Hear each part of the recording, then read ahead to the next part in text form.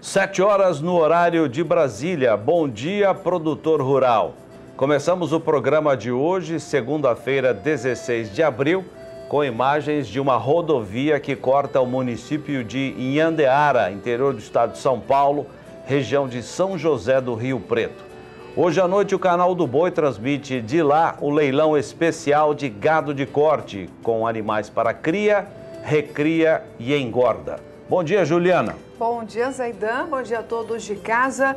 E no programa de hoje nós vamos falar também sobre as exportações brasileiras da carne bovina. 50% da queda está relacionada aos produtos que são destinados à China. E você vai ver também. O programa Nosso Leite, que é o antigo Balde Cheio, realizou uma palestra técnica para produtores de leite no município de Sorriso, no Médio Norte de Mato Grosso. Produtores gaúchos comemoram alta no preço da soja. E nós vamos falar também com a pesquisadora Mariane Crespolini sobre o mercado do boi gordo e da soja. Você vai ver tudo isso e muito mais a partir de agora no Bom Dia Produtor.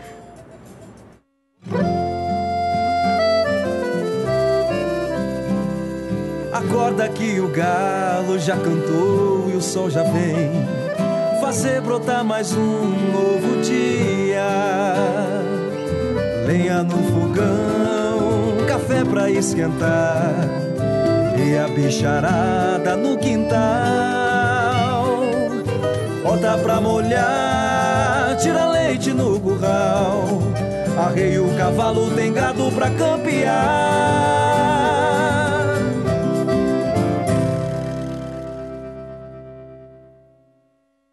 7h02 no horário de Brasília. O ministro da Agricultura, Blairo Maggi, deve fazer nesta segunda-feira um balanço da viagem que fez na semana passada à Europa para debater os rumos do comércio internacional entre o Brasil e aquele bloco econômico de carne de aves. Odacil Canepa.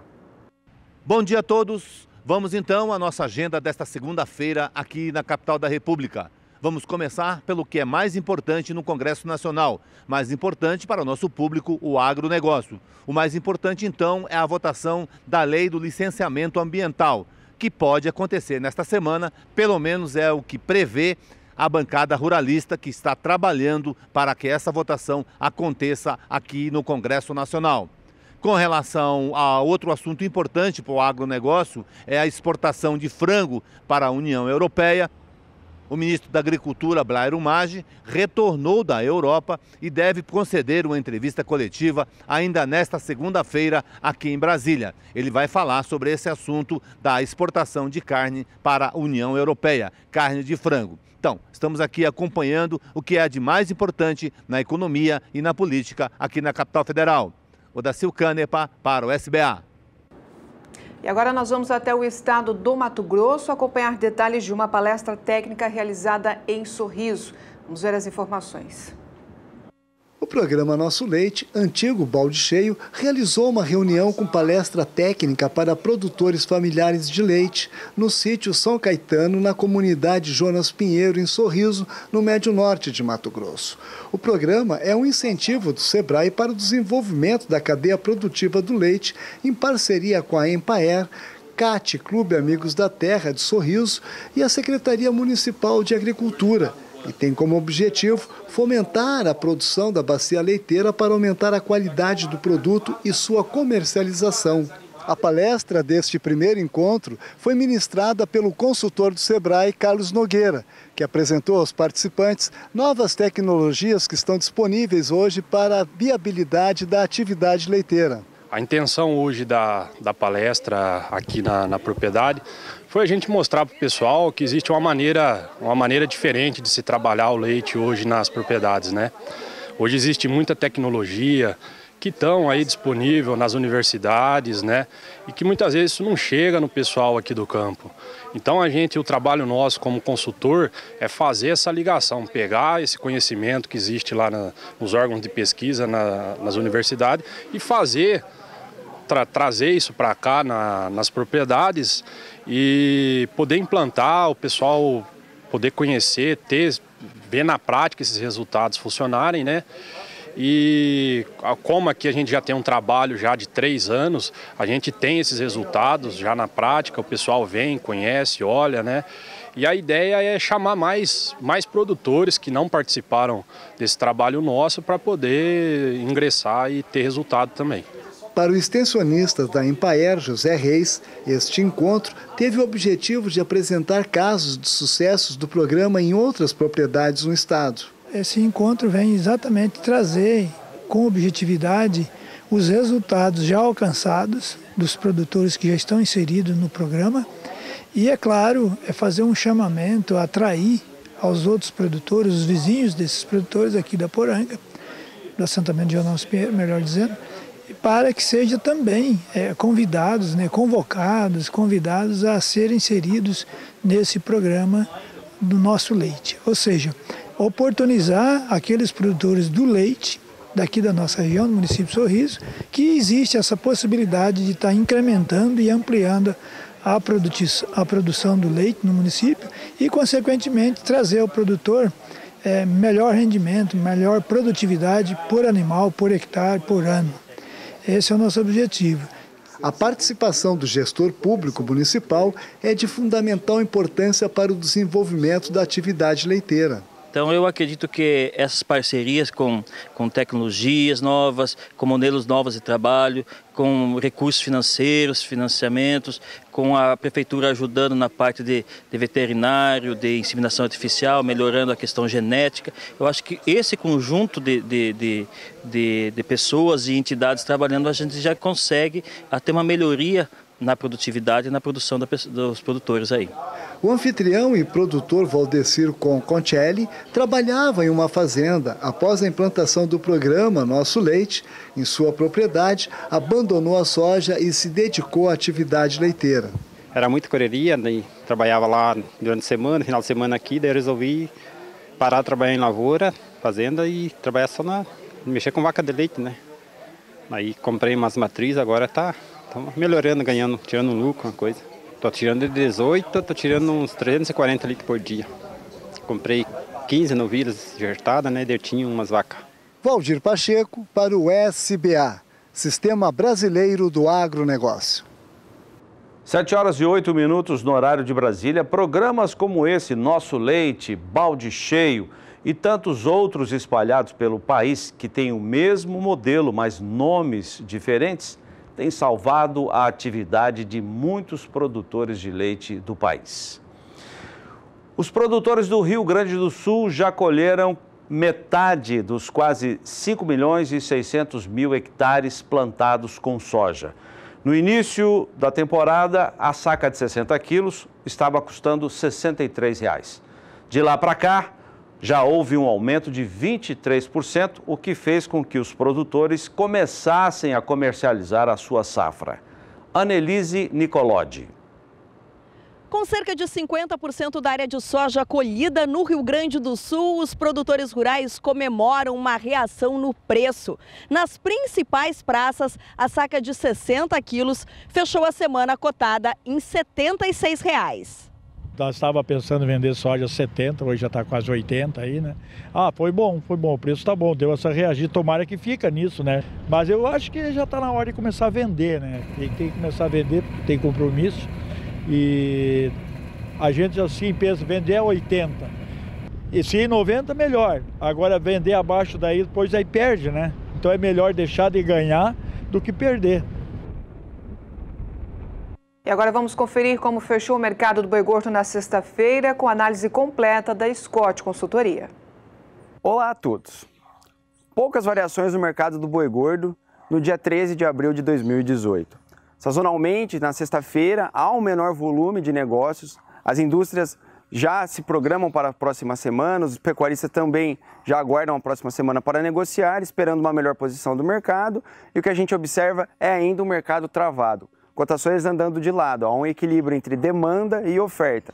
Apesar da oferta estar restrita diante da retenção por parte dos pecuaristas, a boa capacidade de suporte sazonal desse período garante essa estratégia para o pecuarista de reter as suas boiadas, mas por outro lado também a gente está com escoamento lento, o que faz com que as indústrias não o que não faz com que as indústrias não procurem com tanta intensidade essa matéria-prima. Não há uma intensidade maior por parte das indústrias em intensificarem as compras. Há um equilíbrio, então, entre oferta e demanda e as cotações caminham de lado. Vale lembrar que estamos entrando, a partir da semana que vem, na segunda quinzena do mês, período que o consumo deve sofrer retração, e esse é um fator que pode pressionar as cotações da arroba do boi gordo. Vale também se atentar à oferta de fêmeas, que está se incrementando, e também pode aumentar o volume disponível para os frigoríficos, e com o menor consumo da população, a soma desses dois fatores pode culminar, então, em pressões para a arroba do boi gordo. 7 horas e 12 minutos. Vamos ver os preços, então, Juliana, da última sexta-feira, apurados pela Scott Consultoria, que nesta semana realiza em Ribeirão Preto, São Paulo, o encontro de recriadores e confinadores.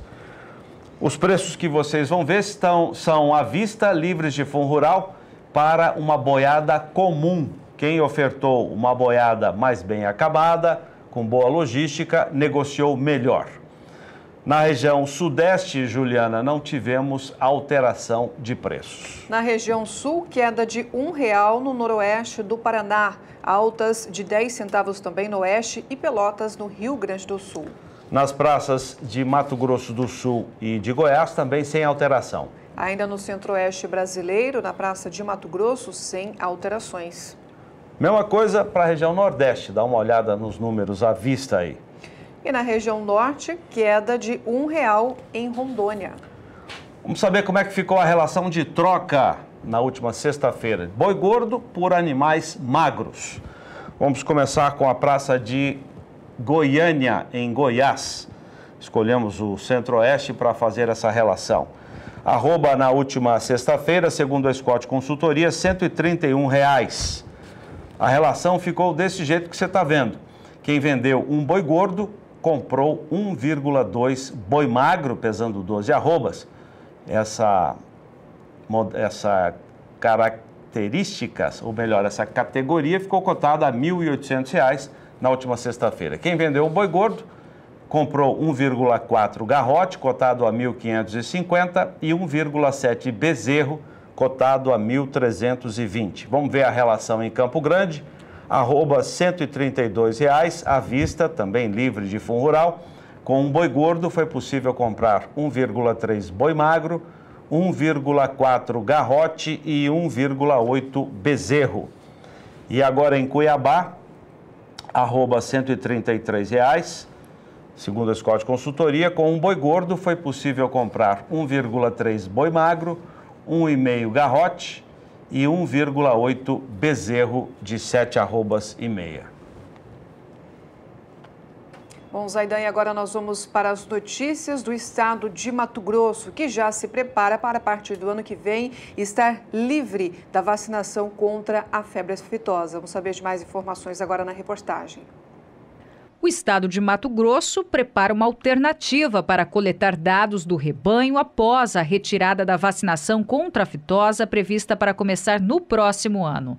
O Instituto de Defesa Agropecuária de Mato Grosso pretende realizar campanhas de atualização de estoques do rebanho entre os pecuaristas. Atualmente é por meio da declaração de vacinação entregue pelos criadores a órgãos oficiais que os governos estaduais e federal conseguem projetar o tamanho dos rebanhos. Sem a campanha da aftosa, a coleta de dados ficaria dificultada. Os produtores terão de comparecer aos escritórios do INDEA 2 vezes ao ano para declarar seu rebanho por quantidade e sexo. O Instituto vai fiscalizar essas declarações por amostragem, da mesma forma como é feito hoje nas campanhas de vacinação. Mato Grosso faz parte do Bloco 5, o último do plano de retirada da vacinação, e o fim da aplicação está previsto para junho de 2021. O Brasil espera ter reconhecimento de livre sem vacinação em 2023. Vamos lembrar que agora, em 2018, a partir de maio, a Organização Mundial de Saúde Animal deve reconhecer o Brasil como livre de febre aftosa com vacinação. Vamos começar o nosso giro de informações do tempo pelo centro-oeste do país. Graziela Gonçalves.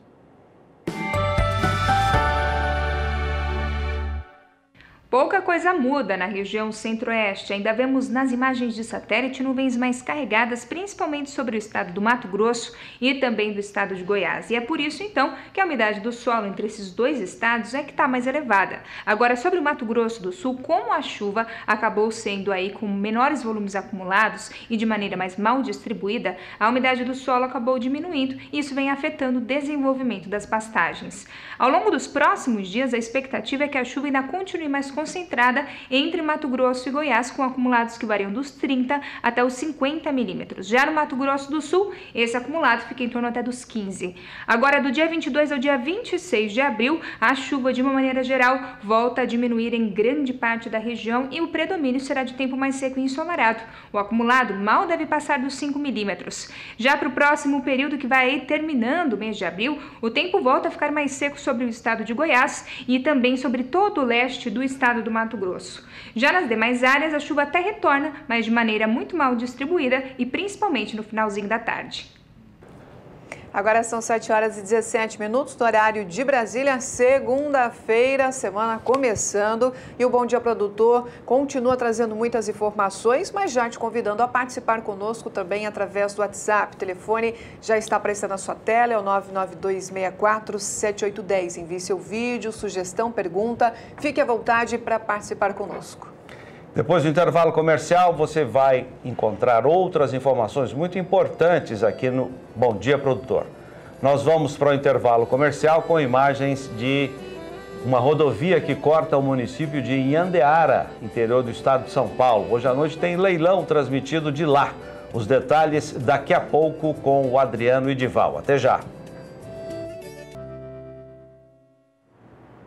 7 horas e 20 minutos no horário de Brasília. Muito bom dia, produtor. Muito bom dia, produtora, que nesse momento nos acompanha. Estamos ao vivo, transmitindo via satélite também pela internet. Bom dia, produtor, dessa segunda-feira, recheado de muita informação bacana, também para que você possa ficar antenado e atento a tudo que está acontecendo, envolvendo, sim, o agronegócio brasileiro. Lembrando que você pode continuar participando conosco, é só enviar o seu WhatsApp, também pode curtir a nossa página na internet. Lá no Facebook tem a nossa página do SBA1.com, temos o nosso site que estamos transmitindo também em tempo real e, claro, o nosso WhatsApp para você enviar o seu vídeo, sugestão, fique à vontade para participar, é o 992647810.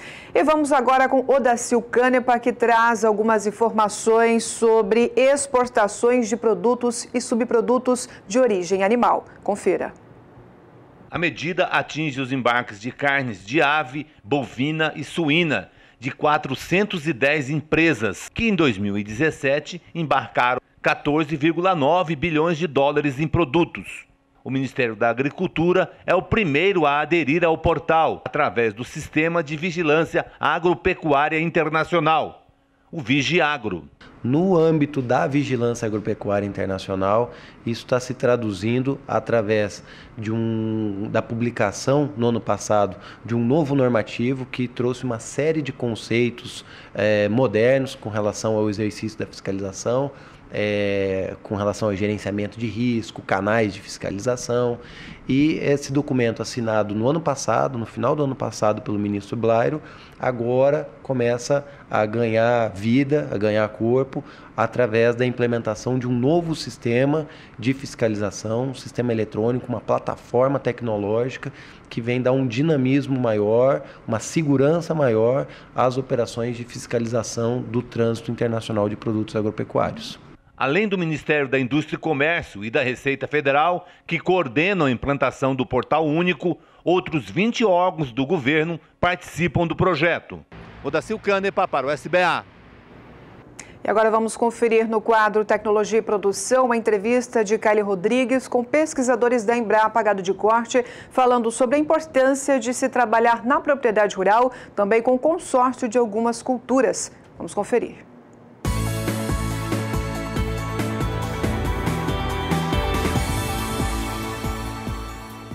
Além Além da renda adicional, os consórcios são alternativas que ajudam os produtores a terem estabilidade na produção. Quando o processo é feito com a cultura da soja, existe a prática comum que é o uso do pasto safrinha, que será utilizado no período seco. Já os consórcios baseados no Sistema Santa Fé, que é a consorciação entre milho e pasto, ou entre sorgo e pasto, a utilização vai depender da produção que é feita na fazenda. É o que explica o pesquisador da Embrapa. Se você visa mais a produção de grãos, você vai colher o milho para depois utilizar o pasto eventualmente na produção animal, ou o contrário, quando se visa mais a produção animal, você vai utilizar, por exemplo, até fazer um volumoso e aproveitar essa rebrota depois de colhida a lavoura para fazer a silagem, né, para utilização com produção animal. O período para o produtor fazer o consórcio depende da região em que a fazenda está localizada. O importante é, depois da cultura principal, adiantar ao máximo os trabalhos com a cultivar seguinte, aproveitando o período das águas, com culturas que têm um ciclo mais curto, de maneira que se consiga fazer uma segunda safra com tranquilidade. A produção consorciada reduz o desenvolvimento de plantas daninhas, o que diminui a preocupação com a aplicação de inseticidas nos sistemas produtivos. No experimento da Embrapa, o pesquisador mostra o exemplo do milho com o feijão guandu, prática que vem sendo utilizada por muitos produtores. Para colher silagem aqui como o milho e o guandu, para se utilizar no confinamento, para se utilizar a área depois para um semi-confinamento, né?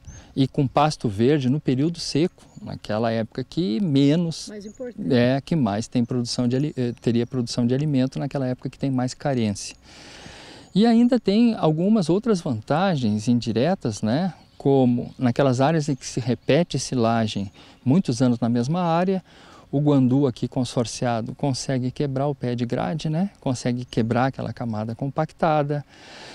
É uma leguminosa e por isso aumenta a sustentabilidade do sistema, porque fixa nitrogênio, que é um poderoso gás de efeito estufa.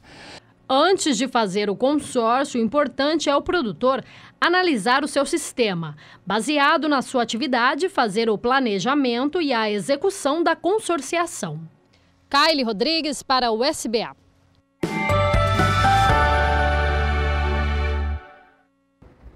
Sete horas e 25 minutos no horário de Brasília. Campo Grande será sede nos dias 22 e 23 de maio, portanto, pouco mais de um mês, do Confinar 2018.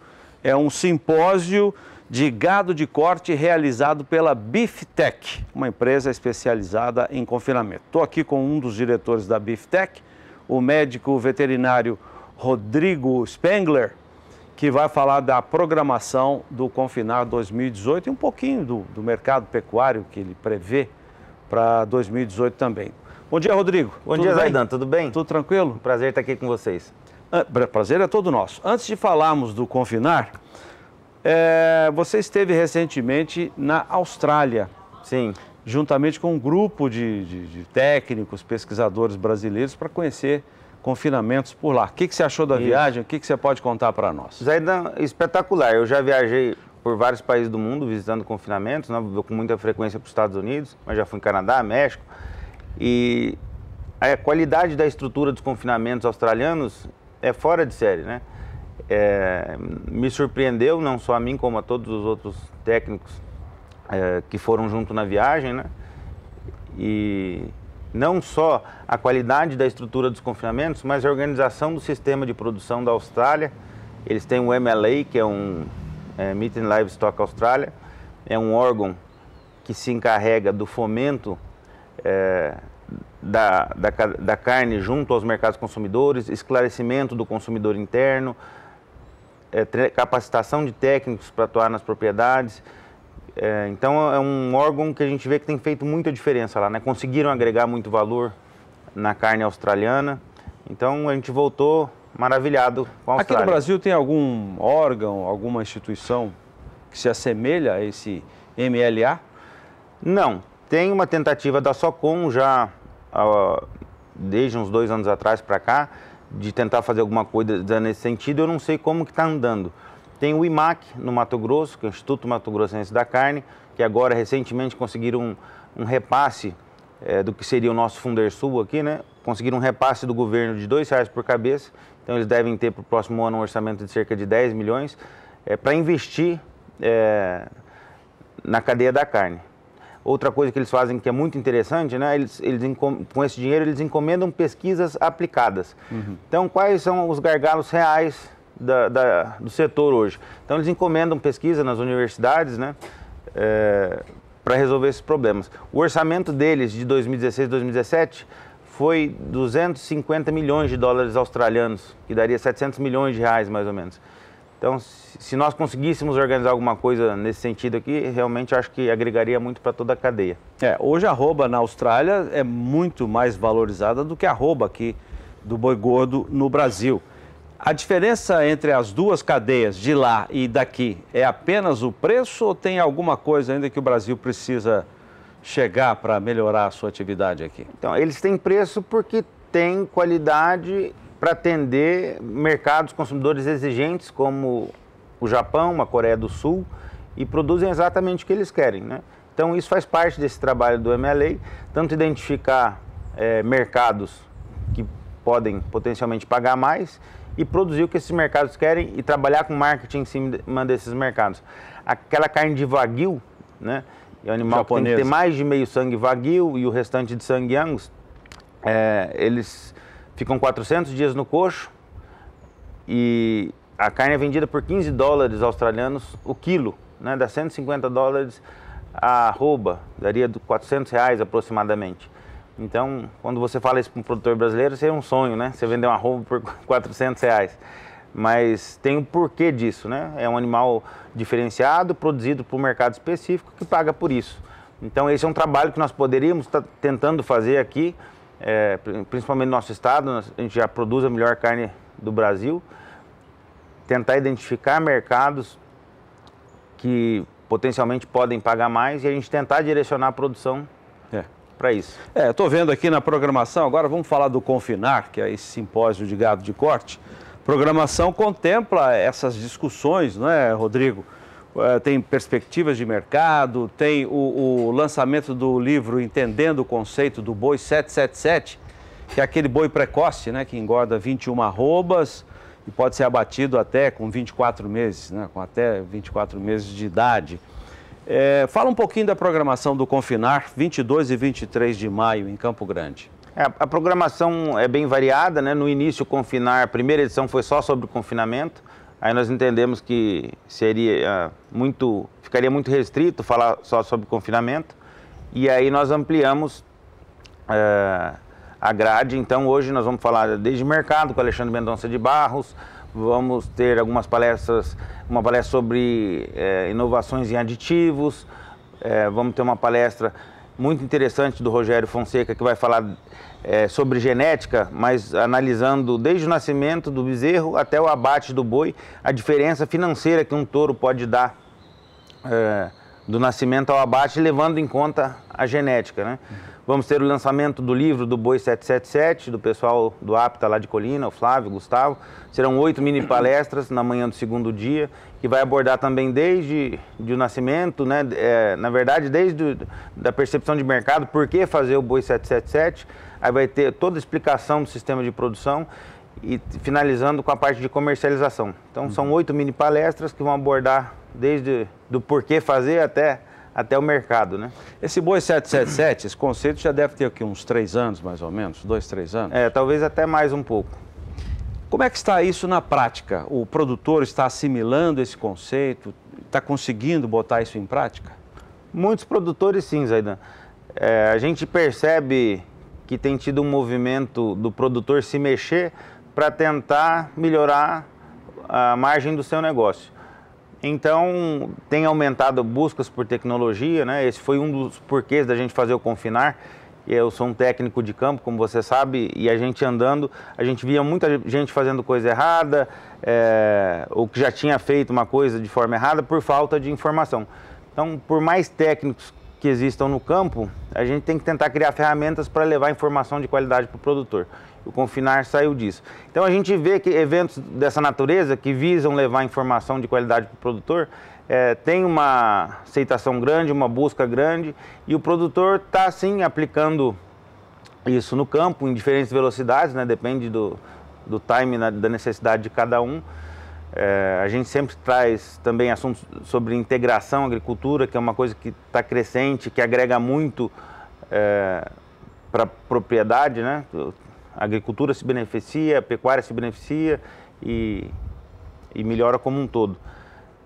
Então o produtor tem, né, lentamente está aumentando o uso de tecnologia. Não se pode querer que um conceito como esse, tão simples, engorda 7 arrobas na cria, 7 arrobas na recria e 7 arrobas na engorda, simples, mas que a hora que é colocado em prática, tem lá as suas particularidades, as suas dificuldades. Então não se pode querer que da noite para o dia o produtor comece a adotar esse conceito. Por isso é que em eventos como o Confinar, esse tema é muito debatido e vai contar com o lançamento desse livro e também a presença dos criadores desse conceito. Rodrigo, como é que as pessoas fazem para se inscrever para o Confinar? Bom, pode entrar direto no site, é www.confinar.net.br e tem lá todas as instruções para se inscrever. Muito obrigado pela sua participação. Eu que agradeço. Sucesso no evento. Muito obrigado, Zaidan. Juliana. Muito bem, Zaidan, por aqui também a gente dá a sequência, atualizando o pessoal de casa, principalmente o produtor rural, sobre as inovações tecnológicas, sobre também as grandes oportunidades que estão ocorrendo em todo o Brasil. E vamos falar de um evento que acontece no dia 1º de maio, a partir das 14 horas, horário de Brasília, e tem transmissão por conta do Canal do Boi. Estamos falando do 8º leilão Essência da Raça Sind, com uma realização da Connect Leilões e também Estância Bahia. As informações sobre esta grande oferta que nós teremos no dia 1º estão com o Daniel de Paula. Quantos anos faz que você voltou a ouvir sobre o Sind e sua dupla aptidão natural? E quanto esse zebuíno de mais de 5.000 anos vem se consolidando nas mais exigentes condições do Brasil graças a essa marca, que introduziu a raça por aqui há mais de 80 anos, exatamente na Fazenda Tabaju, de onde Adaldio Castilho prepara o 8º leilão Essência da Raça Sind do dia 1º de maio. Este criador vive o Sind todos os dias e sempre explorou a versatilidade da raça e sua capacidade de produzir resultados no campo e em pistas de julgamento, com o devido cuidado de só multiplicar indivíduos que contribuam efetivamente para o melhoramento genético. Meu pai, minha família sempre falou, para você criar é fácil, para você selecionar, você tem que direcionar num foco de produção, produtivo. Então hoje o nosso rebanho é um rebanho versátil. Ele atende ao mercado de leite, ele atende ao mercado do Sind-PO, atende o mercado do cruzamento com Nelore e atende o mercado com cruzamento com o europeu F1. Então, graças a Deus, a raça Sind vem provando, vem mostrando a sua funcionalidade. É essa genética funcional que vai à venda com sangue campeão de doadoras jovens como Bahia, Branca, Gabina, Chantose da Estiva, que inclusive já se consagrou em pista, como algumas reservas que terão genética à venda com o título de matriz modelo em Uberaba. Casos de Babalu, Atenas e Prata da Estiva. 10 anos, 10 bezerros de parto natural, os últimos 3 de gêmeos. Uma filha da super vaca que recolocou o Sind na manchete do Zebu Mundial. Jangada da Estiva, praticamente uma semente do Sind na pecuária do Brasil. Em 2005, era ela, a bezerra que Adaldio Castilho levou para a pista para reapresentar a raça para todo o país. Depois de tanto tempo, praticamente aos 14 anos de vida, já produziu inúmeros campeões de pista, touros de central e continua essa fábrica de produção de bons animais. Jangada ganhou até um clone, que vai dar continuidade a esse fenômeno de beleza, fertilidade, carcaça com leite. Eu acho que é uma das vacas mais completa, porque é uma vaca que hoje ela tem perto de 160 filhos, ela já tem 10 ou 12 partos naturais, está com 14 anos, foi bigrande campeã de Uberaba, várias vezes matriz modelo, e é uma vaca de uma carcaça, de um equilíbrio, de uma beleza racial, de uma funcionalidade acima da normalidade.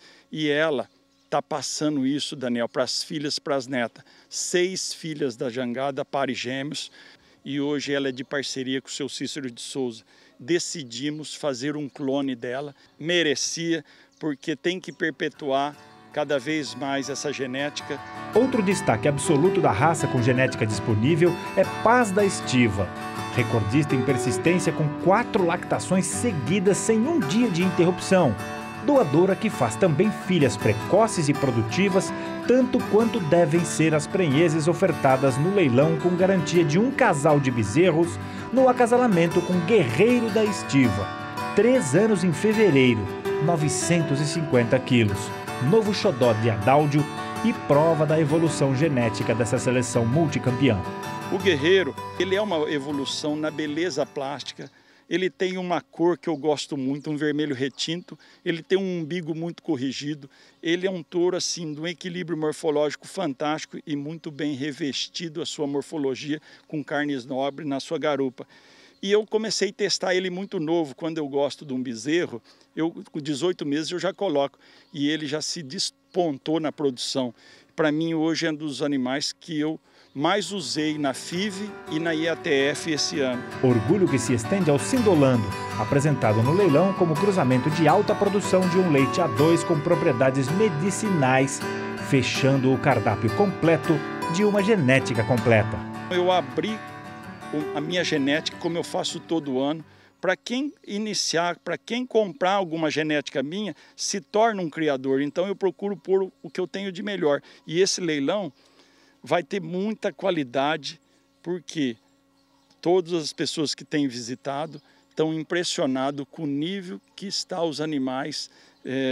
Então a gente fica satisfeito, Daniel, de poder proporcionar uma genética diferenciada para quem quer começar ou para quem já cria acrescentar no seu criatório.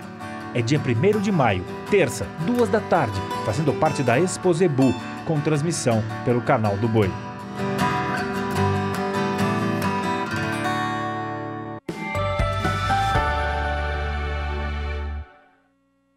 Vinte para as 8 no horário de Brasília, estou aqui com o João Pedro para falar do grande mercado que é o da China para os nossos produtos agro. Hoje a China já representa quase 50% de tudo que o Brasil exporta nesse segmento, né, João? Bom dia, tudo bom? Bom dia.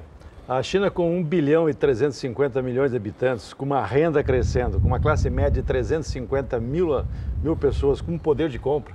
Porque na China o poder de compra é maior que o resto, porque lá a carga tributária é 16%. Nós temos uma carga tributária de 35%, então aqui o governo rouba da gente muita coisa, lá não. E além disso tem um bom serviço público, né?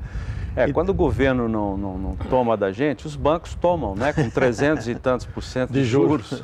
Mas vamos lá. A China tem uma economia bastante complementar à brasileira, ou seja, a China nos vende centenas de produtos para o mercado brasileiro, desde produtos, equipamentos médicos até telefone, etc, etc. E o Brasil, só que o Brasil vende 4 produtos que representam 85% da nossa base comercial com os chineses, que é soja. A soja hoje, 70% da soja brasileira vai com destino à China, 70%. E a carne bovina, que cresceu de forma expressiva nos últimos anos, porque fazia 2 anos atrás, em 2014, um pouquinho mais de 2 anos atrás, o Xi Jinping veio no Brasil por causa da Copa do Mundo, ele assinou novamente a liberação de importação direta da China. Antes nós vendíamos para a China via Hong Kong. Agora não, agora vendemos para a China diretamente e também via Hong Kong. O que acontece na China hoje? A carne bovina, ela tem um consumo per capita, alguma coisa por volta de 6 quilos por habitante ano. Eles não têm como criar gado de corte, então eles estão fazendo um esforço grande em produção de gado leiteiro, para poder atender a demanda de laticínios chinesa. E a única carne que tem é praticamente a descarte de vaca leiteira. Então o Brasil, com o nosso padrão de carne, nós temos um espaço fantástico para entrar. Nossa carne é boa, é produzida a partir de capim, uma carne saborosa, tem textura, etc. E eles compram o animal até 30 meses, ou seja, uma cláusula que tem no contrato, no acordo sanitário Brasil e China, que é até 30 meses. Então, nesse momento, os grandes frigoríficos exportadores estão pagando um prêmio para o produtor entregar animais até 6 dentes. Ou seja, você tem hoje um caminho que está sendo aberto de ter uma remuneração um pouquinho melhor, especialmente para atender esse mercado. Nós estamos falando em carne bovina. Agora, se você olhar a carne suína, eles importam mais de 1 milhão de toneladas de carne suína. Da onde eles estão importando? Dos Estados Unidos, da União Europeia, basicamente Estados Unidos e União Europeia. Nesse momento, a briga comercial entre China e Estados Unidos. O que está acontecendo? Vão tarifar, é uma questão de tempo entrar uma tarifa pesada em cima da carne suína, 25%. A primeira expectativa aí de tributar a carne suína americana para entrar no mercado chinês. Abre um campo fantástico. E isso já se mostra, nós pegando o primeiro trimestre desse ano, em relação ao primeiro trimestre de 2017, aumentou 160% as exportações de carne suína para a China. Ou seja, quando você olha a China é um mercado que cresce de forma extraordinária. Só um número para a gente comparar em termos de crescimento. 1990, a China importou 3 milhões de toneladas de soja. 2017, 96 milhões de toneladas de soja. 32 vezes mais num período de 17 com mais 27 anos. Ou seja, nós podemos trabalhar esse mercado, cada 1 quilo que aumentar o consumo per capita de carne bovina, nós estamos falando de 1.350.000 toneladas de carne.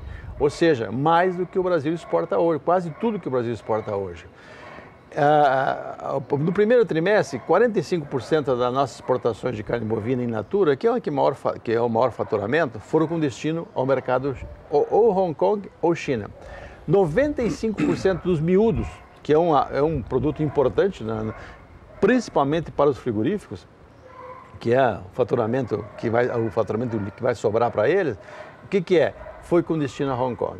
Hong Kong é uma cidade-estado com 5 e poucos milhões de habitantes, mas ela processa produtos alimentícios e atende toda a Ásia.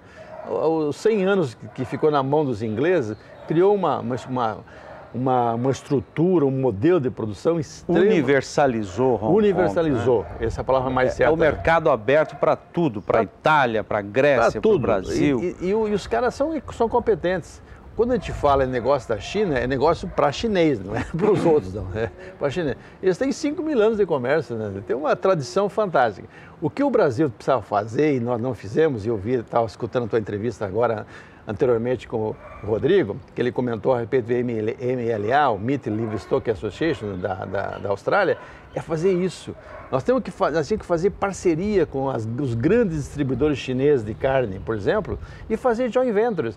Talvez os 2 frigoríficos maiores do Brasil não tenham interesse, mas tem muito frigorífico médio no Brasil que poderia ter um interesse em fazer uma parceria, uma joint venture, uma associação com distribuidores chineses, para mandar a carne já processada.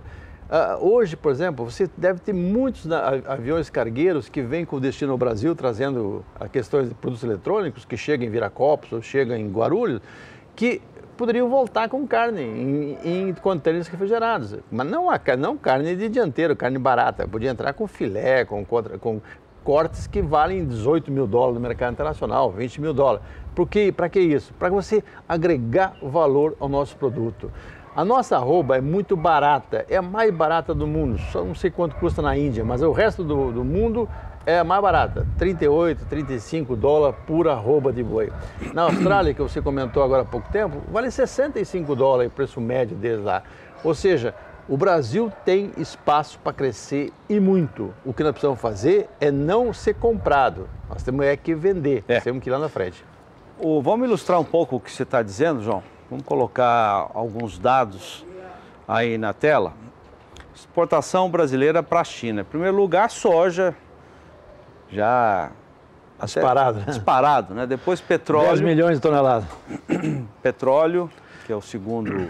Só um detalhe do petróleo. A Petrobras, quando passou aquele sufoco financeiro, quem bancou muito dinheiro para eles foram os chineses, a troco de petróleo. Os chineses investiu no Brasil, investiu na Venezuela e tal, porque eles dependem de segurança energética. E petróleo, o Brasil é o grande fornecedor deles hoje. Terceiro, minério de ferro. Quarto, a celulose. Você comentou na semana passada como esse segmento da celulose tem crescido e o Brasil está ganhando cada vez mais mercados. A celulose já ocupa a 4ª colocação nos produtos exportados para a China. Depois a carne bovina, que já ocupa a honrosa posição de 5º colocado, João. Para quem estava fora do mercado, a questão de 2 anos atrás, né? Impressionante. E hoje, nós temos apenas 16 frigoríficos habilitados. É muito pouco o número de frigoríficos habilitados para exportar para a China. Nessa missão que deve estar chegando agora, eu creio que nos próximos 30 dias, eles vêm já tem 11 pré-habilitados. Agora, esse frigorífico que for habilitado para exportar para a China, ele tem que desenvolver um mercado na sua área de influência de produtores que façam ou confinamento ou semi-confinamento para produzir animais até 30 meses. Não é tão fácil produzir apenas em cima de capim, mas em cima com suplementando, é fácil fazer isso aí. Esses novos 11 produtores, eles calculam que poderiam colocar alguma coisa por volta de 600 milhões de dólares em exportação de carne bovina para a China, porque esse é a média que mais ou menos tem em cada um dos 16 frigoríficos hoje habilitados. Obrigado, João. Bom trabalho, Zé. O João, só para lembrar, João está indo amanhã para Ribeirão Preto. Começa nesta terça-feira o encontro de recreadores e confinadores da Scott Consultoria. De amanhã até sexta-feira, o bom evento para você lá, João. Com certeza, esses eventos lá da Scott são muito bons, eles levam uma equipe muito boa de conferencistas e vai ter uma oportunidade ímpar de a gente conversar com eles e passar materiais para vocês aí. São 11 minutos para as 8, nós vamos para o intervalo comercial, Paulo, é isso? Vamos para o intervalo comercial com imagens de uma rodovia que corta o município de Inhandeara, interior do estado de São Paulo, fica na região de São José do Rio Preto. Hoje à noite nós teremos de lá a transmissão aqui pelo canal do Boi do leilão especial de gado de corte, animais para cria, recria e engorda. Até já!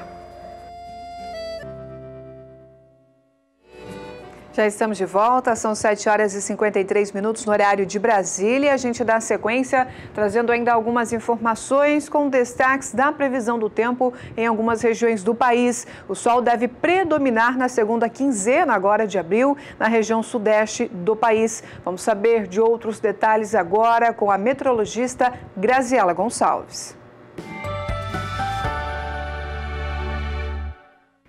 Como vemos nas imagens de satélite, as instabilidades ainda seguem muito mal distribuídas sobre grande parte da região sudeste. Como o tempo seco predominou ao longo dessa última semana, a umidade do solo diminuiu, principalmente no oeste de São Paulo e extremo norte de Minas Gerais, afetando um pouco mais o desenvolvimento das pastagens. Agora, ao longo desses próximos dias, ainda não há expectativa de chuvas volumosas o suficiente para poder reverter essa situação. O predomínio mesmo vai ser de tempo mais seco e a chuva que cair mal terá acumulados em torno até dos 5 milímetros. Já para o próximo período, que vai até o dia 26 de abril, a chuva até se espalha por grande parte da região, mas continua aí mais fraca, com acumulados que mal passam dos 5 milímetros e as aberturas de sol ao longo do dia serão maiores. O mês ainda deve terminar com um padrão muito parecido, tempo seco principalmente no interior, e isso faz com que a umidade do solo volte a diminuir. E agora vamos até a cidade de Aquidauana, que fica aqui em Mato Grosso do Sul, próximo de Campo Grande, saber de algumas informações de tecnologias da Cargill que foram utilizadas especialmente na Fazenda Dourada. Acompanhe com atenção. Você viaja mais uma vez com o SBA para conhecer um pouquinho mais sobre a influência da tecnologia na produtividade em pecuária. Viemos até a Fazenda Dourada, aqui em Aquidauana, para provar para você a importância de investir corretamente para ter ganhos em pecuária. Região do Taboco, afluente do rio Aquidauana, na transição da Serra de Maracaju para o Pantanal, onde a fauna vasta e exuberante e a flora onde predominam aroeira, jatobá e angico, é onde a equipe da fazenda desenvolve um rebanho Nelore e de cruzamento industrial que prioriza o que a pecuária mais pede: produtividade, aproveitamento de uma área que, aliás, é bem manejada pela equipe.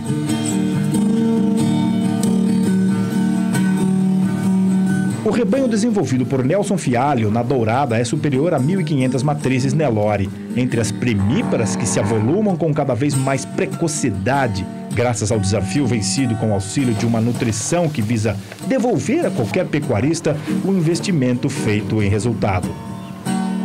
Uma dessas ferramentas utilizadas aqui é a inclusão do rebanho há 2 anos na companhia de melhoramento. O segundo é a nutrição, item fundamental para potencializar componentes como sanidade e genética, formadores do tripé que define uma pecuária bem feita.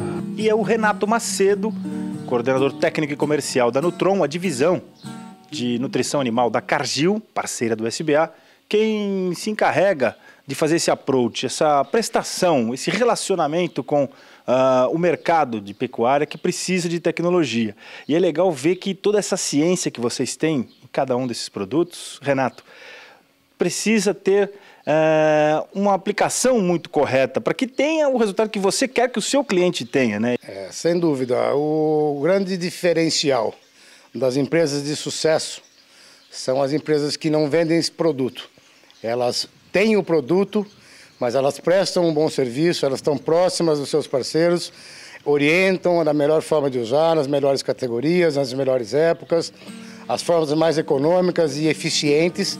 Mais do que um consultor, o responsável da Cargill se torna praticamente um membro da equipe da fazenda, quando ajuda a definir as manchetes econômicas que serão buscadas na criação. No caso da dourada, a precocidade sexual. E a nossa busca vai ser incessantemente, entre todos os índices zootécnicos que são realmente relevantes economicamente, um deles, que nós vamos buscar muito, vai ser a precocidade sexual.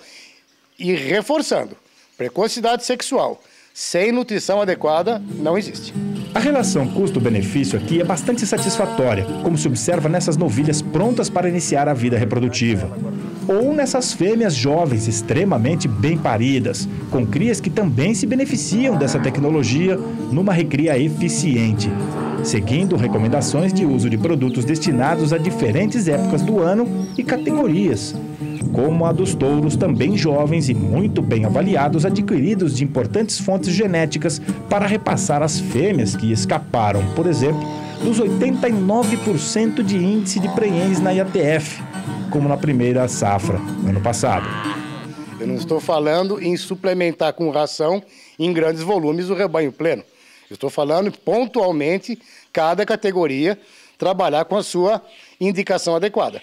E no caso desse desafio de animais que estão em crescimento, que tem uma resposta de conversão alimentar muito alta, que tem um custo muito mais baixo por pesarem menos, esses animais representam no bojo um resultado financeiro do projeto muito importante. Nessa fazenda, onde nós trabalhamos com a parte de reprodução, ou seja, de proliferação, de produção de bezerros, nós temos um foco muito grande, evidentemente, das nossas vacas, trabalhando com o que a Cargill tem de mais moderno em desenho de suplementação nutricional para essa categoria de vacas, que é o nosso ProBeef Pasto Bom Reprodução, um produto moderno, um produto aditivado, um produto com minerais orgânicos, ou seja, um produto que dá uma garantia de bons resultados de fertilidade e de boa formação de um bom feto, de um bom bezerro que vai ser gerado nessa estação de reprodução.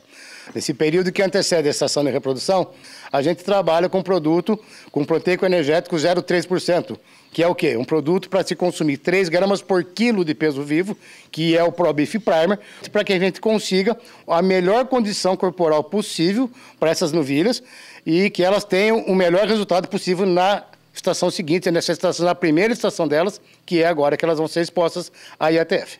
Renato, essa é a missão da Cargill, né? Até porque nós estamos falando de uma marca que está aqui estampada no seu bolso. Essa chancela é importante, né? Como que uma empresa duraria por 150 anos, né? Sem nenhum problema em parte nenhuma do planeta e sendo respeitada e admirada nos 4 cantos do mundo. O nosso produto ser de excelência é nossa obrigação básica. Se nós estamos trabalhando com nutrição, nada mais lógico do que termos o melhor produto. Porém, não é só o produto. Nós temos uma equipe de campo, uma equipe de cientistas, uma equipe interna de altíssimo nível. E isso realmente faz a diferença nessa proximidade que nós, Cargill, temos com os nossos clientes. Daniel de Paula para o SBA.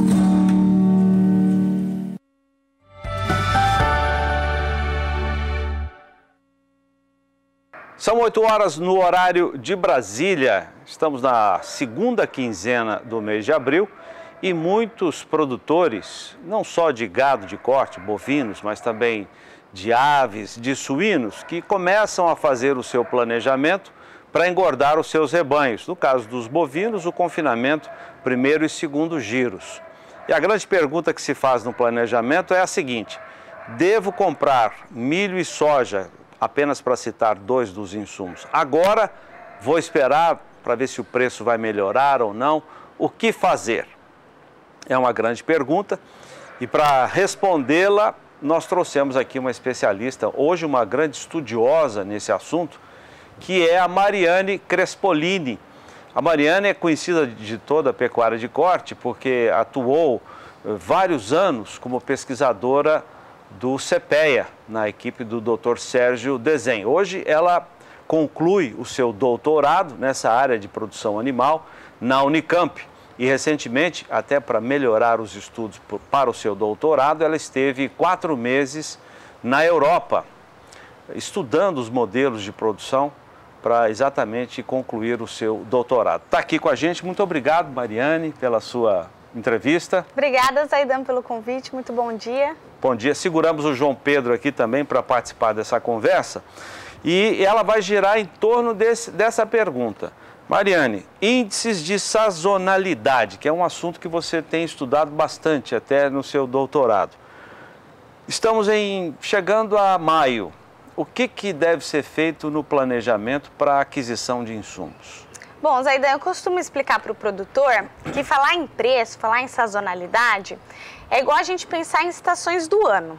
Então, muitas vezes, eu sou produtora também, eu engordo fêmeas lá em Mato Grosso, e muitas vezes a gente passa o ano torcendo para o preço subir ou na expectativa que o mercado melhore.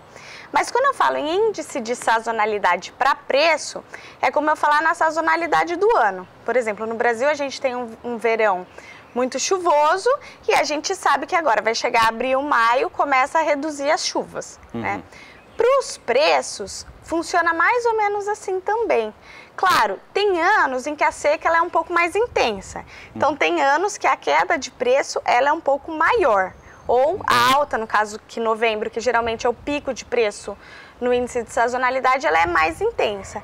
Mas há um padrão que a gente consegue observar e utilizá-lo como uma forma de planejamento. Né? Então, no caso do boi, o que a gente observa? É a lei da oferta e demanda. Então, os preços, eles tendem no mês que os preços tendem a ser mais baixos é justamente maio. Por que maio? Tendem a ser, portanto, no mês que vem. Isso. O preço do milho e da soja tem para o boi. Para o boi. Para o boi. Por que é maio? Né? Então, a gente está agora chegando no final das águas. A maior parte da nossa produção ainda é terminada exclusivamente a pasto. E aí, agora é o momento que é a safra do boi mesmo, que eu tenho mais boi gordo pronto. Então, o que acontece? A hora que começar a diminuir as chuvas, né? Então, a gente está vendo agora, hoje está chovendo bem aqui no estado, vi no jornal de manhã. A hora que começa a diminuir as chuvas, eu já tenho boi gordo, porque eu já vim do período chuvoso dele engordando e eu preciso dar um destino a ele. Então, os meses que tem, então a gente vê que assim, os preços começam a cair a partir de fevereiro, março, abril e o mais baixo maio. Tem anos que não é assim, Zaidan. Então, olha, aumentou muito a demanda, ou foi uma produção menor, tem ano que não é assim. Mas estatisticamente, que é o que eu estou estudando no doutorado, a probabilidade é que o boi faça essa curva, com os menores preços em maio e os maiores em novembro. Eu dei uma palestra, um produtor falou assim, Mariane, mas isso está mudando. É verdade. O que a gente observava 15 anos atrás, que o volume de animais semi e confinados era menor, a diferença entre maio e novembro era muito maior. Agora que a gente está intensificando mais a nossa produção, a amplitude dessa curva está reduzindo, ela está ficando mais achatada. O diferencial de base tem diminuído assim também? Por exemplo, a diferença de preço da arroba entre Mato Grosso e São Paulo tem estatisticamente diminuído também? Sim, nesse último ano especialmente diminuiu bem o diferencial de base. Mas esse diferencial de base ele não está apenas relacionado a intensificação da produção. Ele vai muito também assim, depende das políticas do Estado, redução de ICMS. Quando o governo intervém, então esse diferencial de base ele também dá uma reagida. Maria, só uma perguntinha. Você, quando a gente fala em carnes, quando se fala em suíno e aves, o milho é quase 50% do custo. O 2016, o Brasil exportou, o preço estava razoável no mercado internacional, uma exportação muito grande e houve uma...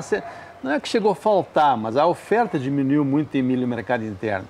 E hoje, a questão de exportação, como ela pesa na formação de preço dos insumos, como o caso do milho? Bom, o Brasil tem uma característica muito forte que é o próprio mercado interno, né, João? Então, se a gente pegar até o setor carne, suínos, aves e exportação de bovina, a maior parte fica no mercado interno. O milho é a mesma coisa, né? Quase 30%, às vezes um pouco mais, um pouco menos, fica aqui dentro. Desculpa, apenas 30% é exportado. Então, a maior parte fica aqui dentro. Eu falo assim, a exportação ela tem um impacto, mas quando a gente olha para esse mercado, é muito o mercado interno também que dita isso.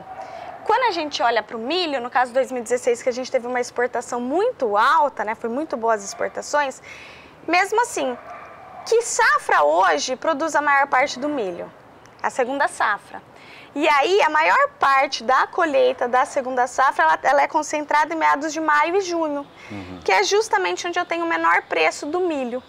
Isso responde à pergunta inicial que nós fizemos? A grande questão é o seguinte, hoje, quando você tem uma oferta grande de milho, como aconteceu ano passado, e como pode acontecer esse ano, e se a safra bater o número que está se falando, 62, 64 milhões de toneladas, o preço em Porto passa a ser um referencial, ou seja, é o fundo do poço. Se eu não consigo vender, a exportação eu consigo fechar. Então, aqui no Mato Grosso do Sul, por exemplo, hoje, as cooperativas do Paraná, do Santa Catarina, estão montando estrutura para fazer armazenagem de milho aqui.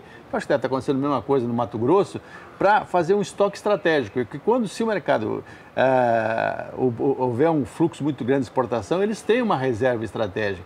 Então, hoje, essa questão de abastecimento está mudando um pouco, porque antes o produtor, milho não fazia nem troca por insumos. Hoje no Mato Grosso está se fazendo isso, barca, né? A pessoa chega a tantos 50, 60 sacos por hectare, eu te entrego os insumos para isso.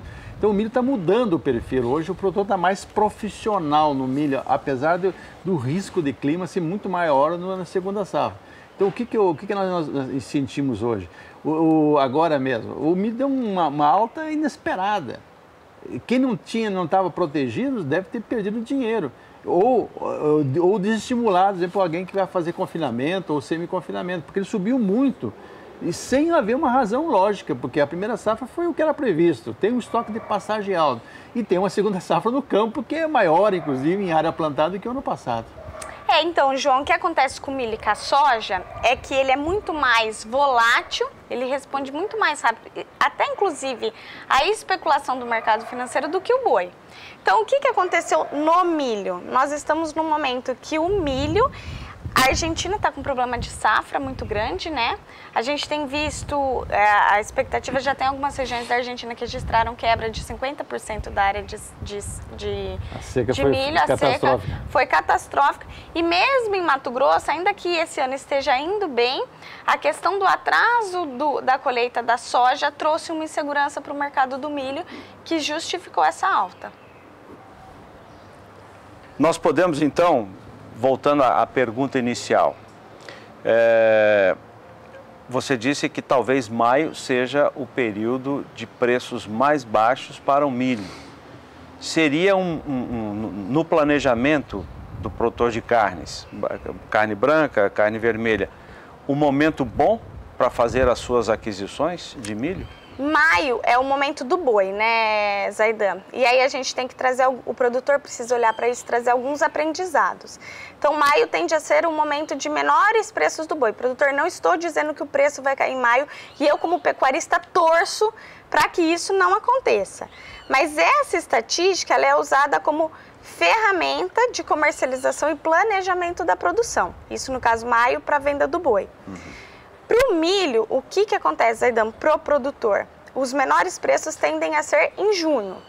E os maiores preços tendem justamente a ser setembro, outubro, né? Ele tem essa alta em setembro, outubro. Para o produtor que vai confinar, não que ele tenha que comprar em junho, mas é um ótimo mês para, se ele vai usar milho em outubro, para ele estar negociando com o fornecedor dele, com quem ele vai comprar. Eu costumo falar assim, não dá para a gente prever, mas isso serve para ele fazer esse planejamento, inclusive de fluxo de caixa. Porque para o milho, às vezes em junho ele não tem fluxo de caixa para fazer a compra. O mesmo acontece para a soja, que os menores preços são agora em abril. Tendem a ser agora em abril, porque é o auge da safra. Ô Mariana, você falou em planejamento com o preço do boi. Você tem estudado muito os contratos futuros de boi gordo na Bolsa e tem investido muito nessa ferramenta para proteger o seu negócio. Isso acontece no momento em que muitos pecuaristas deixam ou não apostam tanto nos contratos futuros de boi gordo negociados na Bolsa. Mas você está lá. Por que razão você está investindo nessa ferramenta? Bom, o que eu busco fazer, Zaida? E eu oriento muito o produtor. Produtor, a gente faz tão bem a nossa lição do dentro da porteira, né? Se a gente olhar, o agronegócio responde por 25% da economia nacional. Então, nossa tarefa a gente está fazendo muito bem feita. Mas, às vezes, a gente perde da porteira para fora. Como que eu trabalho, Zaidan? Eu trabalho com gestão de risco. Então, por mais, produtor, que o meu doutorado, os 4 últimos anos, eu tenho estudado o mercado do boi e de insumos, eu me protejo. Me protejo como? Na Bolsa, o produtor brasileiro ele tem muito medo de olhar para a Bolsa por causa do ajuste diário. Então, ele tem que repor aquilo. Isso, produtor. E quantos produtores a gente nunca ouviu falar que quebrou por causa da Bolsa? Então, assim, produtor, na Bolsa existe um mercado de ajuste diário. Então, vamos supor, você travou sexta fechou a 143, você travou a 144. Subiu a 145, você tem que pagar R$1 para a Bolsa. E todo dia tem um ajuste. Caiu, você recebe. Este é um mercado na Bolsa e o produtor não precisa utilizá-lo, Zaidan. Existe um outro mercado que chama mercado de opções. Se o produtor não lembrar desse nome, ele pode falar assim, ó, é o seguro. Eu costumo usar o termo assim, é igual fazer seguro de carro, tá? Como funciona esse seguro, Zaidan? O produtor vai fazer um contrato com a Bolsa uma vez só. É um custo só e ele não tem mais desembolso. Por exemplo, abril eu consegui travar a 142 por R$1,10 por arroba. Que conta que eu faço, Zaidan? Esse R$1,10 por arroba, ele é o custo de uma vacina, assim, claro, um pouco mais, mas ele é um custo tão pequeno. Por boi nós estamos falando o quê? 20, 22 reais por boi? Então ele faz essa trava, ele paga um seguro num valor, no caso eu falei abril, eu consegui um contrato muito bom a 142.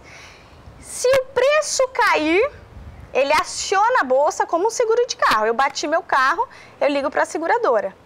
O preço caiu abaixo de 142 em abril, ele vai lá, ele liga e ele aciona esse seguro. Então vamos supor, caiu para 140, a Bolsa vai remunerá-lo em R$2 por arroba, tá? Nem tudo é flores. Nesses R$2 depois você vai ter que descontar o imposto, né? Que é 15%. Mas você está assegurado. Se subir, você simplesmente perdeu R$1, um e pouco por arroba. Você perdeu ou você dormiu? Mariana, esse mercado de put, das opções, ele está ativo. Você tem boa liquidez esse mercado? Você chega na corretora e, olha, trabalha, vamos pensar hoje, outubro está 145, alguma coisa. Eu quero garantir 142.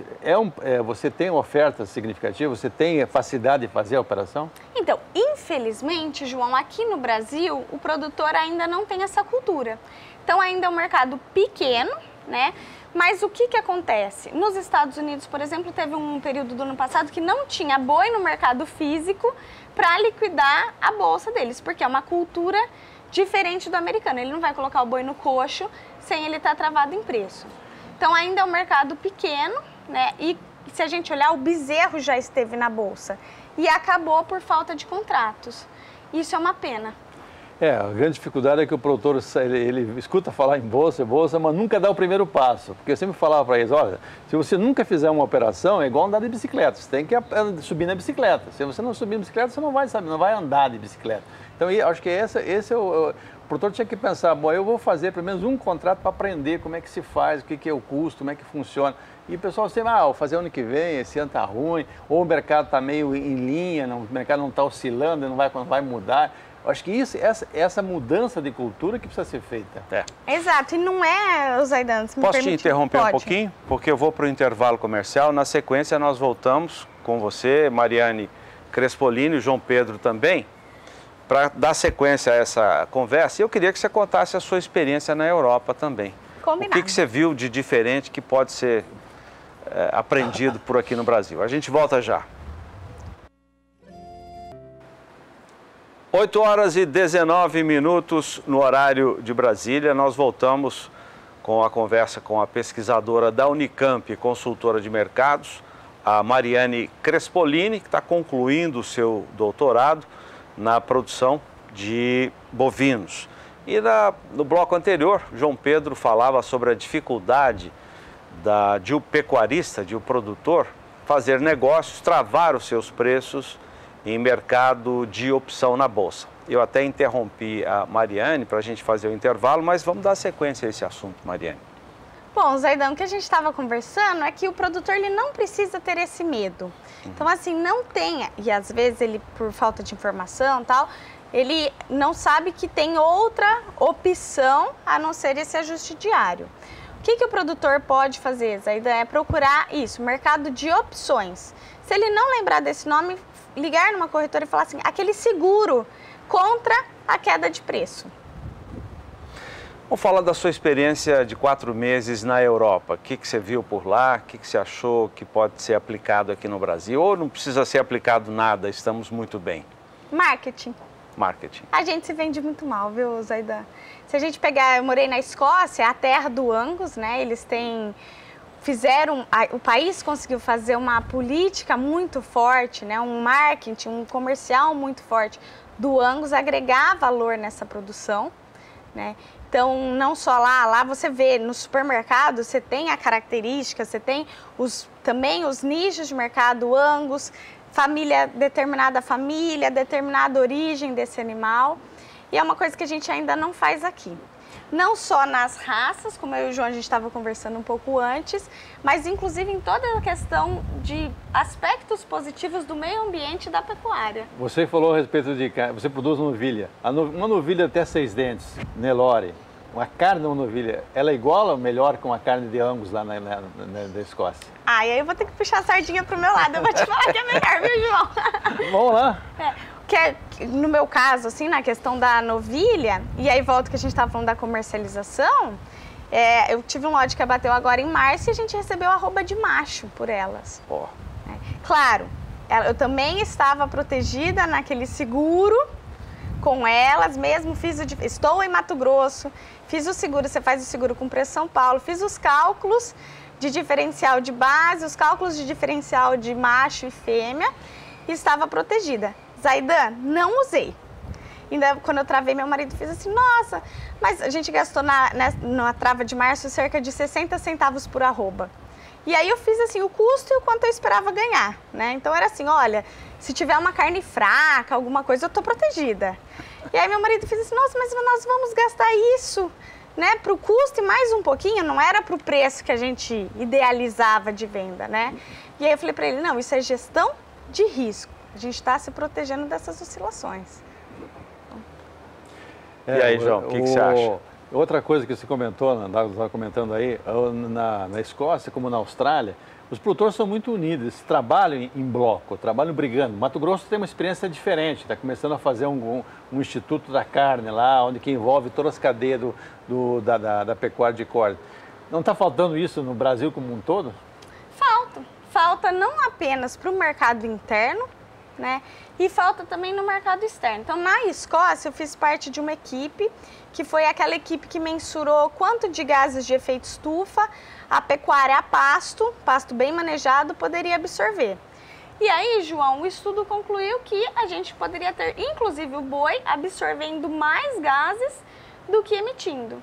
Aqui no Brasil a Embrapa está com esse trabalho aqui no Mato Grosso do Sul, numa pecuária de carbono neutro, carbono zero, né? Ou seja, a hora que você faz a integração, o volume de carbono retido, tanto na forragem, como nas raízes, como na microvida que tem no solo, é maior do que, porventura, o bovino imita com metano, com metano ou mesmo com o CO2, na forma de CO2. Então, eu acho que o Brasil tem que mostrar isso aí para o mundo inteiro. O pessoal só dá cacete na gente, nós temos que ser uma campanha mais proativa lá, mostrando, ó, a nossa pecuária ela é zero, é carbono neutro. Isso, porque lá a imagem que eles têm é que a gente está desmatando.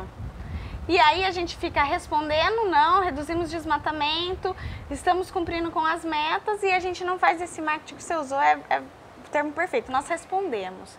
E está na hora do Brasil trazer essa propaganda de tudo que a gente faz de bem feito. Vou puxar um outro gancho além do ambiental. Lá na Escócia, eles valorizam muito a família, João. Então, assim, é a família que produz, são os empregos gerados. Olha a importância da pecuária para a economia brasileira. Você vai num supermercado, vê aquelas bandeirinhas da Escócia lá em cima da carne, ou seja, da carne escocesa, da carne produzida na própria Inglaterra e mesmo da australiana. Acho que fazem parte da comunidade inglesa lá, né? Então, há uma cultura muito grande nisso. E o europeu, ele passou fome na guerra. Então, as famílias têm aquela imagem que tem que ter segurança alimentar. Então, o produtor é valorizado. Aqui no Brasil, toma cacete. Isso que é a diferença que tem entre o Brasil e o europeu, né? E entre blocos menores isso também acontece. Então, na Inglaterra e na Escócia também, eles têm uma certa proteção com a carne irlandesa, que ela tem um custo de produção menor e ela acaba invadindo o mercado escocês, competindo em preço. E aí eles trazem isso. Vale a pena você comprar essa carne irlandesa mais barata, mas que não gera empregos locais? E o irlandês faz isso contra o Brasil, né? Porque tem medo que o Brasil ocupe um espaço maior na União Europeia. Claro. Agora, curioso que mais que as pessoas divulguem, lá eles ainda acham que o Brasil continua desmatando. E é uma coisa assim, ó, Zaidan, eu falo para todo mundo que for para fora do país, o meu primeiro slide é sempre assim, como é a ocupação da área brasileira? Maior parte do nosso território ainda é preservado, né? Então, APP, reserva indígena, reserva legal, áreas de conservação. Então, essa é a primeira mensagem que eu coloco. Olha, eu vou mostrar como é que é o mapa do Brasil. E aí mesmo em institutos de pesquisas, que o pessoal tem mais acesso à informação, não se conhece esse dado, né? Então esse é um ponto importante para a gente trazer, que eu falo para todo mundo, vai para fora, leva um mapa, como é que estão as nossas áreas. Quero agradecer a pesquisadora da Unicamp, consultora de mercados, a Mariane Crespolini, gentilmente veio aqui participar do Bom Dia Produtor. João Pedro também está aqui conosco, né? Mais uma vez. Mariane, tudo bem? A família vai aumentar em breve? Vai aumentar em breve. A gente agora tem que aumentar. Eu falo assim, o pessoal me pergunta, boi é um bom negócio? E eu falo, produtor, tudo isso que eu estou fazendo de mercado, trava, eu sou pequenininha, eu tenho 300 animais, Zaidan, faço em arrendamento. E é a estratégia via essa proteção de preço, essa comercialização não só na compra, na venda do produto e na compra dos insumos, a gente enxerga como uma forma da gente construir nosso patrimônio. Então, eu falo assim, é um bom negócio e eu estou usando ele para a família. Muito obrigado. Sucesso para você, João. Obrigado também. Juliana. Muito bem, Zaidan, por aqui a gente dá a sequência, apresentando ainda mais informações, alguns resultados para você. A nossa equipe de reportagem, por exemplo, esteve acompanhando a 17ª edição da Tecnoshow, que aconteceu em Rio Verde, de Goiás. E, claro, fizeram um tour por lá e vamos saber como é que foi essa feira, contando com várias participações, mas especialmente oportunidades de bons negócios. Acompanhe. Como o próprio nome diz, a Tecnoshow é um show de tecnologia. Apresenta todo ano novidades no setor da agricultura e também da pecuária. A organização do evento destaca a diversidade como marca registrada da feira, que expõe desde máquinas e equipamentos agropecuários até animais. E para falar sobre a história desse evento, que está na sua 17ª edição, eu vou conversar com o seu Dorivan Cruvinel de Souza. Ele é vice-presidente administrativo financeiro da Comigo. Já são 17 anos. Hoje o senhor tem aqui quantos expositores? Hoje nós estamos com 550 expositores, uma expectativa de público de 110 mil pessoas. Só que a gente começou há 17 anos atrás, era para ser um dia de campo. E por sugestão de algumas empresas que queria vir expor só as máquinas. Então, já na primeira edição, já foram 50 expositores e um público de 5 mil pessoas.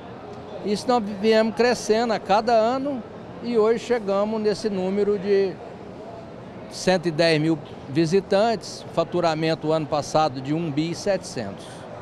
Como que o senhor vê em relação à importância para o agronegócio, para a agricultura, pecuária, a importância da Tecnoshow?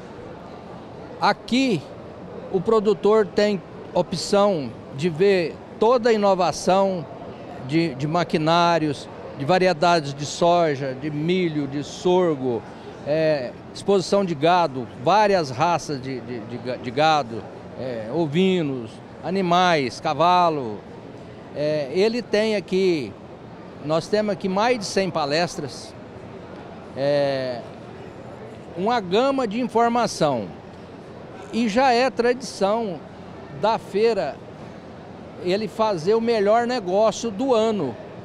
Sempre você está com a melhor promoção, o preço mais ajustado. Então, o cooperado nosso já deixa para essa semana vir fazer a sua comercialização. Tem pessoas aqui do Brasil todo, né, visitando a feira, professores, acadêmicos, produtores. Nós temos do Brasil inteiro e de fora também. Sempre nós temos várias expedições. O pessoal da África tem visitado a gente todo ano em busca de novas tecnologias. E aqui da América do Sul aqui também o pessoal está prestigiando a gente. Quem participa da feira tem a oportunidade de conhecer diferentes setores e tecnologias relacionadas ao agronegócio. Aqui você tem conhecimento, tudo que manejo, a Comigo trabalha o ano inteiro com as empresas parceiras testando, né? Variedade de semente, um fungicida que deu mais certo, produtividade. Então, assim, é uma coisa técnica, por isso chama o Centro Tecnológico. Muita coisa boa, informação excelente, o produtor tem que estar aqui. Porque ele estando aqui, ele está sabendo de tudo, uma soja mais produtiva, um milho mais produtivo, um milho que tem mais resistência a tipo largata, uma resistência a algum tipo de doença.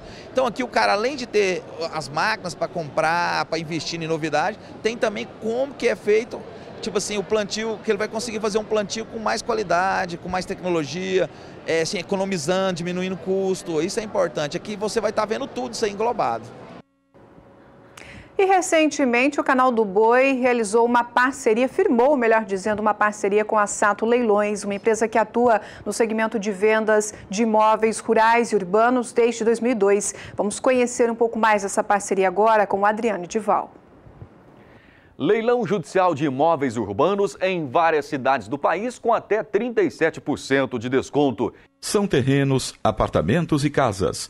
Desde Souza, na Paraíba, a Niterói, no Rio de Janeiro. De Paulista, no litoral de Pernambuco, a Contagem, em Minas Gerais.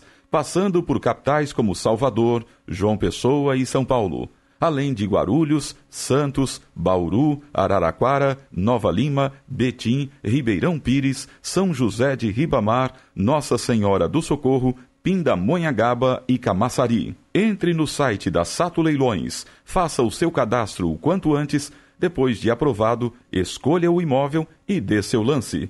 O encerramento será às 10 horas da manhã do próximo dia 20. Não perca mais esta grande oportunidade de bons negócios em parceria com a Sato Leilões e o Banco Santander.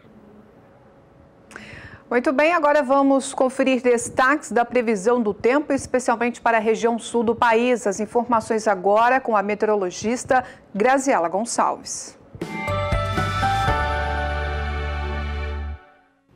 Uma frente fria que avançou pelo estado do Rio Grande do Sul acabou se distanciando um pouco mais para o mar e acabou não trazendo grandes volumes de chuva. Por isso que a umidade do solo não conseguiu ser completamente recuperada na maior parte dos 13 estados. Ao longo dos próximos dias ainda não há expectativa de chuvas frequentes e volumosas. Vemos então que o tempo seco ainda predomina. Inclusive no próximo período, que vai do dia 22 ao dia 26 de abril, a chuva até volta a cair com acumulados em torno dos 15 milímetros. Isso melhora um pouco mais a situação do solo, mas mesmo assim essa chuva segue muito mal distribuída.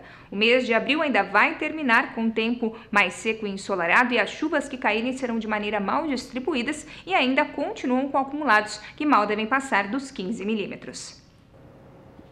E o nosso assunto agora é semente de pastagem. Nós vamos saber de algumas dicas importantes para como você estar tendo bons resultados na propriedade com relação a tecnologias que vão ao encontro dessas necessidades. Guilherme Beretta traz as informações da Germipasto para você a partir de agora. Bom dia, Guilherme.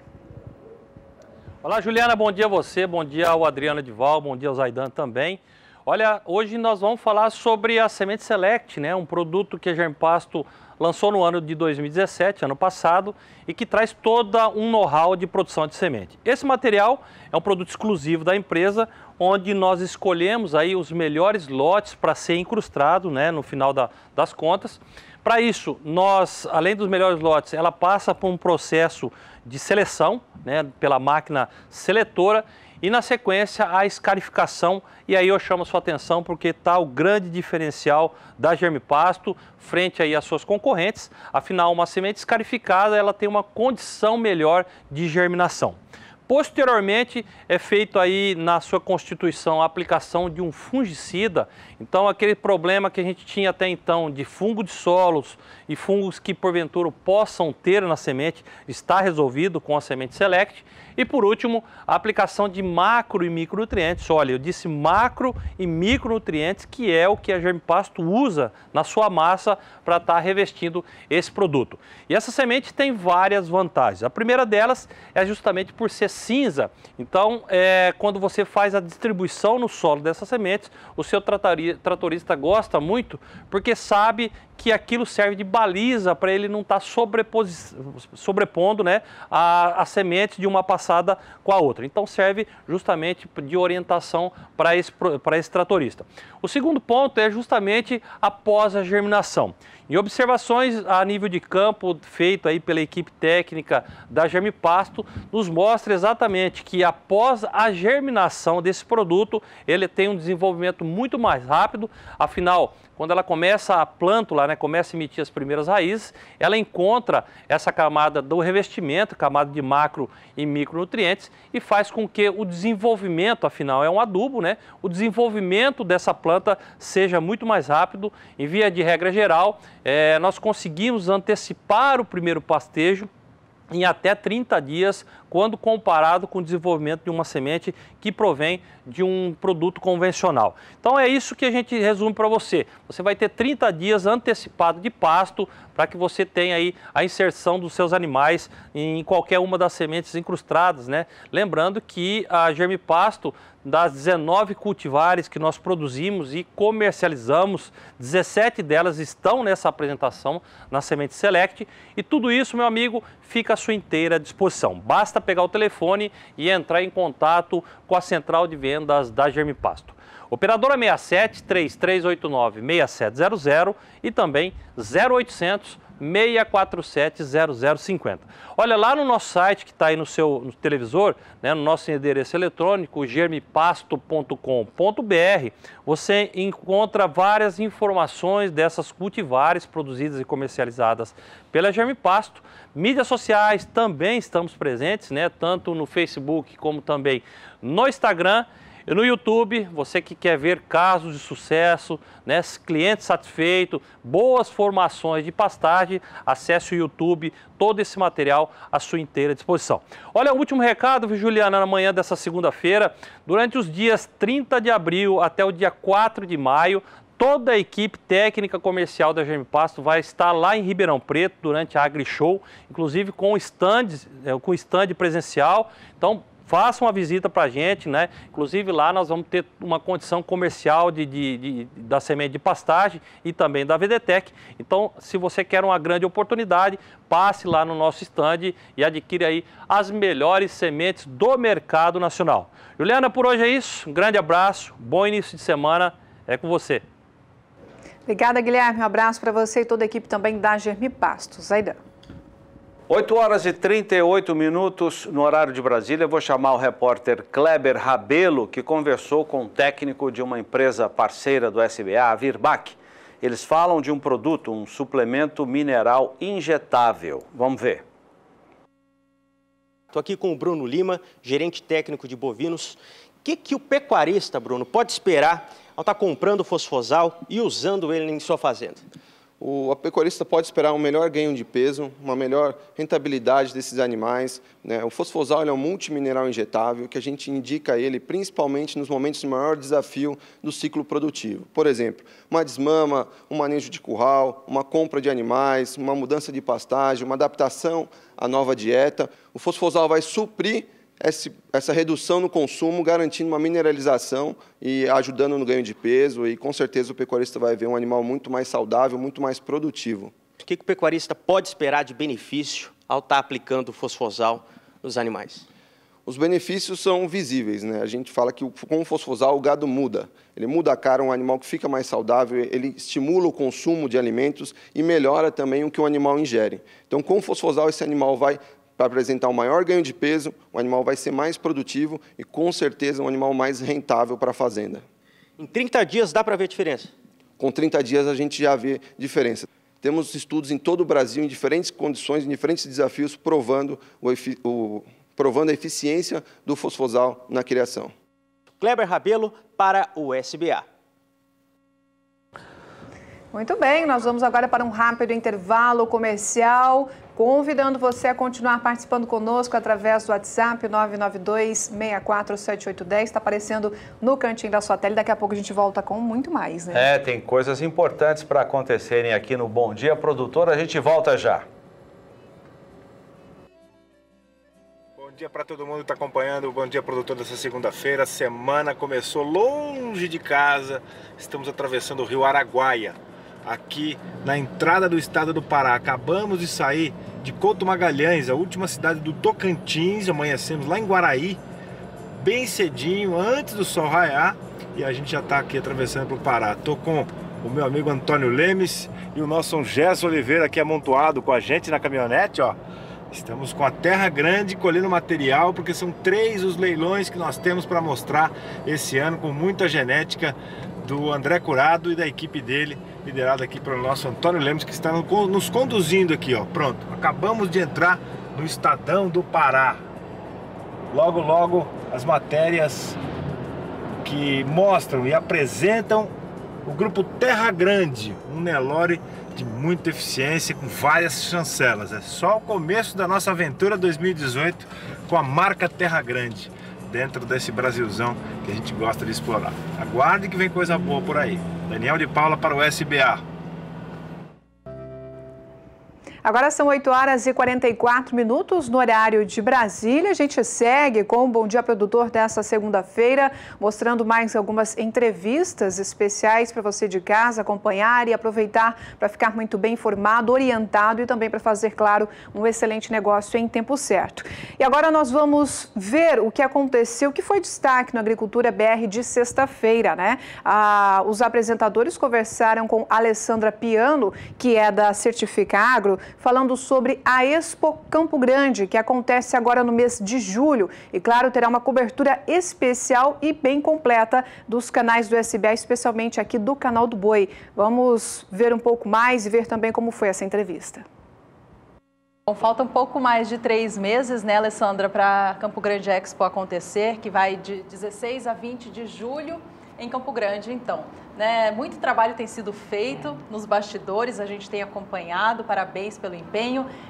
Como está, então, como estão as conversas, né, com as parcerias, o que já pode ser falado a respeito do que vai ter na feira esse ano? Nesse momento, o nosso olhar ainda é para o pré-evento do Dia da Carne, que vai acontecer no próximo mês, no dia 26. Então, nós vamos vencendo uma etapa por vez, né, para que ela se cumpra da melhor maneira. Então, todas as nossas energias estão voltadas para o dia 26, do próximo mês, para concluirmos esse grande evento que vai ser o Dia da Carne, onde nós vamos estar realizando ao vivo a silagem de parte do milho que foi plantado em consórcio. Vamos ter um mini curso de facas, de desossa, um workshop de churrasco. Depois nós teremos uma churrascada gourmet com vários churrasqueiros do nosso estado, inclusive o Arildo, que é um profissional bem tradicional, né, do nosso churrasco. E é uma celebração à carne que termina com um leilão à noite.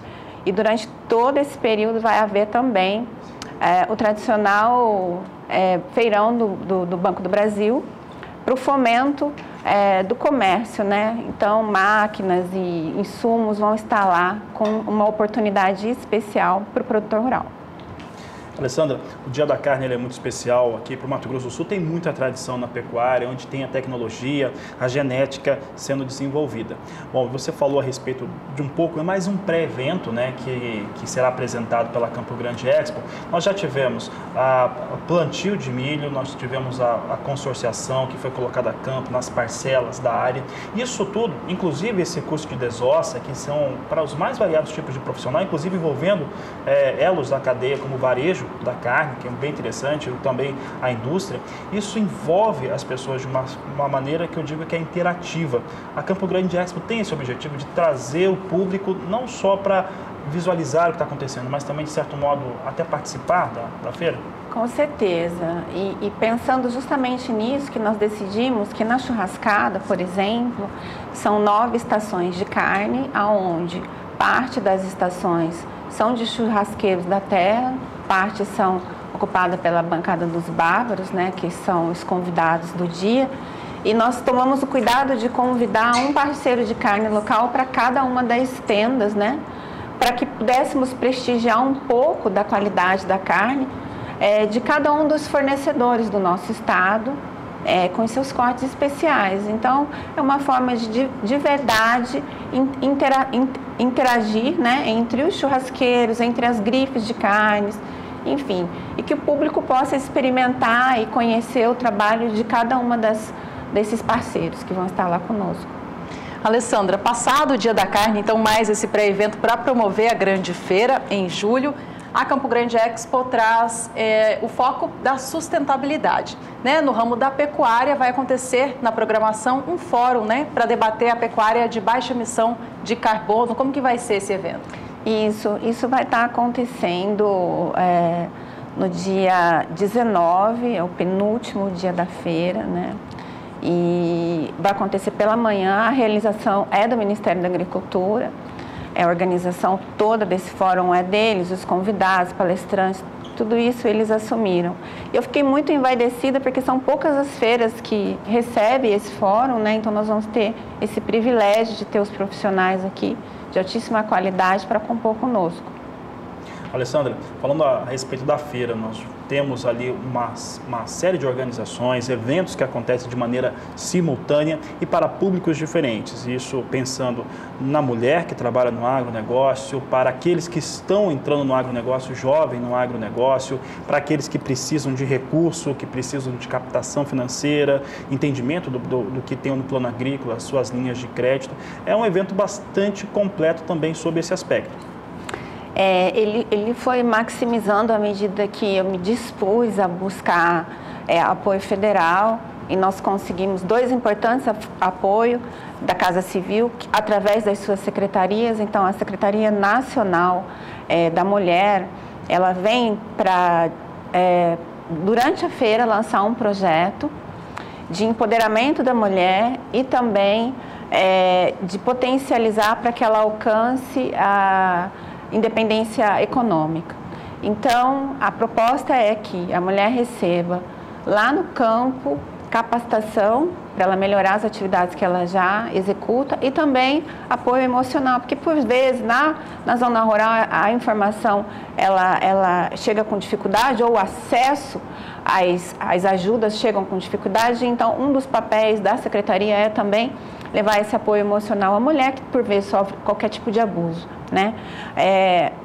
A iniciativa vai ser lançada para o MS, com engajamento nacional voltado para o MS, para só depois alcançar os outros estados. Então, eu achei muito vitoriosa essa conquista e a Secretaria Nacional do Jovem também propõe trazer para a nossa feira o resultado do mapeamento que foi feito em todo o país da situação do jovem no agro. Qual é a situação? Como é que ele se encontra hoje? Isso foi mapeado pela UFRJ, que também vem trazer esse contingente pessoalmente e lançar aqui as soluções que o plano de governo teria para o jovem no agro, né? Para motivá-lo e, inclusive, para que o jovem que está no campo alcance os mesmos direitos que o jovem da cidade tem. Desculpa, só complementando aqui, Juliana, nos dois eventos, tanto para a mulher quanto para o jovem, você acredita que não é um evento acadêmico, né? Mas um evento, quando a gente tem um evento acadêmico, normalmente ele forma ali uma carta, um documento final, né, a respeito das considerações que teve nele. Vai ter algo parecido, uma vez que ele traz pessoas que são dessas áreas e debatem, buscando um alinhamento em relação ao que vai ser aplicado no agronegócio brasileiro? Então, nós temos um coordenador para essa parte de troca de tecnologias entre universidades, que é a Agenor Matiello, e eu não estou assim tão familiarizada com tudo que ele preparou. O que eu sei é que nós temos 5 universidades do nosso estado envolvidas, vem também uma universidade do Chile, a UFRJ, que está confirmada, temos um professor da Exalc que vem para compor conosco, para fazer um workshop em agricultura 4.0. E os detalhes desse projeto eu não sei a miúde, porque são tantas as atribulações que estão ao meu redor, né? Mas está em ótimas mãos, professor. Com certeza, e ele desenvolve com primor, né? Então, com certeza ele deve estar preparando melhor para nós. Bom, Alessandra, você comentava sobre o Dia da Mulher do Agro, né? O Dia do Jovem também. A feira, ela é dividida em 5 temas diferentes. Isso. O do jovem é um tema específico também? Isso. São dias temáticos, né? Então, nós começamos com o primeiro dia de abertura do Jovem do Agro. O segundo é o Dia do Pantaneiro, né? Em celebração à nossa cultura da terra. O terceiro, Dia da Mulher do Agro. O quarto é o Dia do Leite, onde acontece o Seminário do Mapa. E o último dia, uma celebração à agricultura, é o Dia da Lavoura. Tá certo, então, Alessandra, bom, estaremos todos esses dias, inclusive nos pré-eventos ainda que estão à frente. Nós gostaríamos muito de agradecer a sua participação aqui mais uma vez no canal do Boi, no Agricultura BR. Eu que agradeço, é um prazer estar aqui com vocês e aguardo todos no próximo dia 26, lá no Terra Nova Eventos, para o evento do Dia da Carne. Obrigada, Alessandra. Este foi o tema da entrevista de hoje. 7 minutos para as 9 no horário de Brasília. Vamos falar um pouco mais da Tecnoshow, que aconteceu na semana passada em Goiás. O repórter Kleber Rabelo destaca agora o controle de doenças que atacam a cultura da soja, que foi bastante difundido durante a feira de tecnologia. Vamos ver. Nós estamos no estande da Syngenta, aqui na Tecnoshow comigo, que acontece em Rio Verde, no interior do estado de Goiás.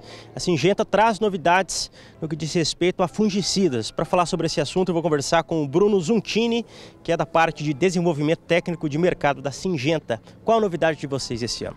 Nós estamos aqui na Tecnoshow fortalecendo o programa Manejo Consciente, que é um novo programa que a Syngenta traz em capacitação dos produtores na utilização correta dos nossos fungicidas, não só fungicidas da Syngenta, como um produto de todo o mercado.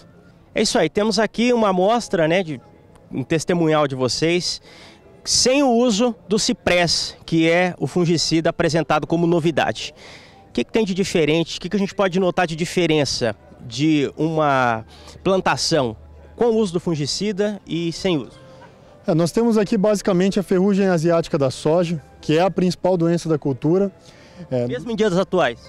Mesmo nos dias atuais, a ferrugem continua sendo a principal doença da cultura. Embora nos últimos 3 anos, no sudoeste goiano, nós tenhamos tido uma baixa pressão de ferrugem, porque nós costumamos plantar muito cedo, no início de outubro, e também colher no final de janeiro, início de fevereiro. Normalmente a ferrugem tem chegado para nós um pouco mais tarde, mas quando ela chega com uma agressividade muito forte, o que vocês podem ver na testemunha.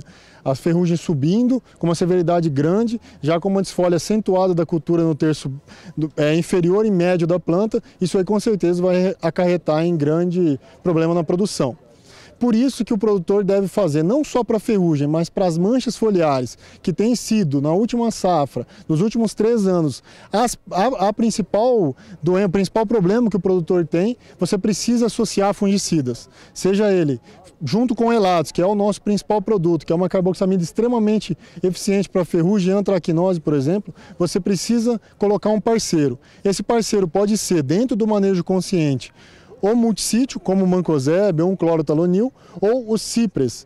O cipres é uma alternativa para você aumentar o poder curativo do Elatos na ferrugem e melhorar o controle de outras manchas foliares, como mancha-alvo, como cercóspora, como septória, fechando todo o espectro de manchas, aumentando o espectro de controle e fechando todo o complexo de manchas foliares e especialmente no controle de ferrugem aqui na cultura da soja. Quais são os componentes que esse produto novo tem e diferente dos demais? O cipres é uma mistura de 2 triazóis, ele tem uma alta concentração de ciproconazol, que é um fungicida extremamente eficiente para controle de ferrugem asiática, principalmente, e ele tem na sua composição também o difenoconazol. O difenoconazol é um produto que controla por excelência manchas foliares. Então ele vai melhorar ainda mais o controle de Elatos para antracnose, para mancha-alvo e para DFCs, como septória e cercóspora. Então nós conseguimos controlar muito bem ferrugem, aumentando o poder curativo de uma carboxamida que é estritamente preventiva e controlando também as demais manchas foliares que atuam na cultura da soja, causando problemas de produção e tirando a rentabilidade do agricultor. Muito obrigado pelas informações. Conversei aqui com Bruno Zuntini, desenvolvimento técnico da parte de mercado da Syngenta, Kleber Rabelo para o SBA. E agora nós vamos acompanhar detalhes e informações também de uma empresa parceira aqui do SBA, Cemex Brasil. Conheça um pouco mais. Tem a fazenda aqui São Francisco e Santa Fé. Santa Fé é aquela ali? É aquela lá, onde a gente tem cria de gado de corte, lavoura branca e tem um pouco de café também. E o gado de recria jovem, do gado de leite, nós levamos para lá também. Com a chegada dos filhos, né, optaram também por vir trabalhar na fazenda e a gente foi diversificando. Começamos com inseminação e tomamos gosto pelo gado de criar. A conversa bem do jeito mineiro é só um aperitivo para saber como é que o seu Ovídio Vilela começou na lida rural, nas fazendas que ficam na região de Piuí, centro-oeste de Minas Gerais e que somam 287 hectares.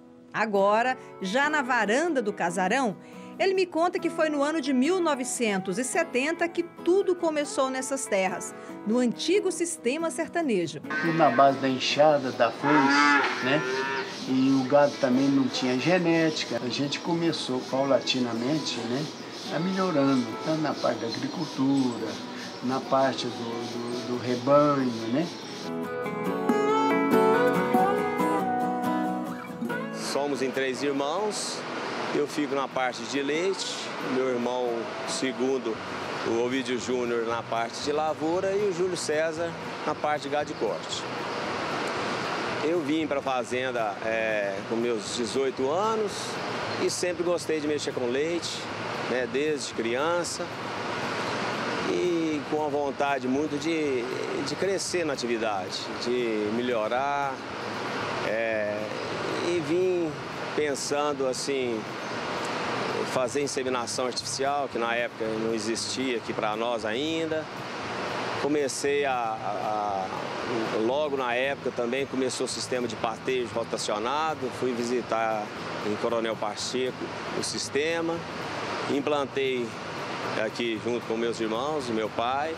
E focado no progresso, um dos últimos investimentos que a família Vilela fez foi no bem-estar com a construção do freestall, que acomoda as 240 lactantes. E ao lado, outra planta já está reservada para construir mais uma unidade que vai atender o projeto de 400 vacas no leite. Ordenhadas 3 vezes ao dia, no conforto da cama de areia, as holandesas em lactação têm na dieta alimentar cardápio farto e nutritivo, uma mistura à base de silagem de milho, aveia, grão úmido, farelo de soja, polpa cítrica e minerais. E descansam no ar fresco acionado dos ventiladores para amenizar as altas temperaturas. Aí chegava a época de verão, que era a época crítica da gente tratar dos animais. Tínhamos uma média de 24 quilos de leite e hoje, nessa mesma época do ano, estamos aí com 37, 38 de média, né? Assim, a genética, né, contribuiu para isso também. Genética é o gancho que eu precisava para contar outros investimentos que deram muito certo na fazenda. Touros, Cemex Brasil entraram na seleção. Em 2010, o calendário da produção virou a página. Os resultados estão ao alcance dos olhos. Os mais recentes, nas vacas de primeira cria, que estão esbanjando saúde, genética e produção. Buscar touros com saúde, touros assim compreendendo CCS baixa, né? Touros hoje que já tem também touros imunes, né? Que são touros, vamos falar assim, suas filhas já estão assim comprovadas, são vacas com menos problemas, né? Metabólicos, casco, mastite, né? Esse é a vantagem também de usar e também ter um técnico que assim de grande conhecimento que nos ajuda aqui a poder escolher esses touros. Com o seu conhecimento fica mais claro para mim tomar a decisão de usar os touros corretos na fazenda. E de que maneira a Cemex Brasil ajustou o cronograma que está dando retorno ao criatório? Junto com o criador, um técnico, aqui em questão, Dr. Flávio Junqueira, pontuou as características importantes para a melhoria do rebanho, diz o gerente de marketing da empresa. As características de saúde, característica de proteína, gordura, facilidade de parto, leite. Então a gente monta um perfil em cima do Cemex Works de quais touros que se encaixam realmente aqui na propriedade. E aqui está sendo usado programas específicos da Cemex Brasil. Como que funciona? Então hoje o Optimate está ligado diretamente ao Cemex Works, que é a ferramenta anterior, o qual eu comentei, que é onde que o Optimate ele vai buscar todo o pedigree dos animais, no caso aqui da propriedade do seu ovídio, que insemina desde 1990, ele tem muito touro holandês que hoje pode ter perigo de consanguinidade com os touros atuais, na terceira, quarta gerações mais antigas de touros. Portanto, essa parte do acasalamento é extremamente importante, a própria família nos comentou, né, que hoje eles não conseguem mais buscar touros apenas olhando o catálogo, e sim pelo programa de acasalamento. O programa facilita, né, ele faz essa pré-escolha, né, esse filtro de alguns touros que depois o proprietário, junto com o técnico da empresa, vai verificar touro a touro. Eu estou, assim, satisfeito com o resultado. Estou vendo, assim, as vacas, com o passar do tempo, por incrível que pareça, melhorando. Assim, vacas, assim, longevas, com um úbere muito bom, né? Vacas que estão respondendo o que nós estamos investindo.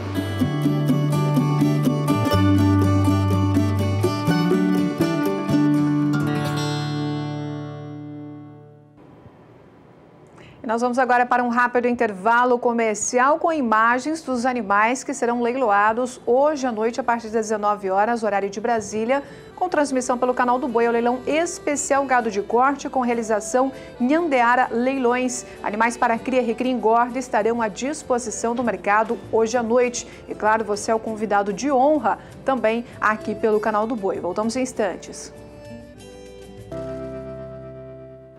9 horas e 7 minutos, do horário de Brasília, já quase na reta final do nosso programa, do Bom Dia Produtor, edição dessa segunda-feira.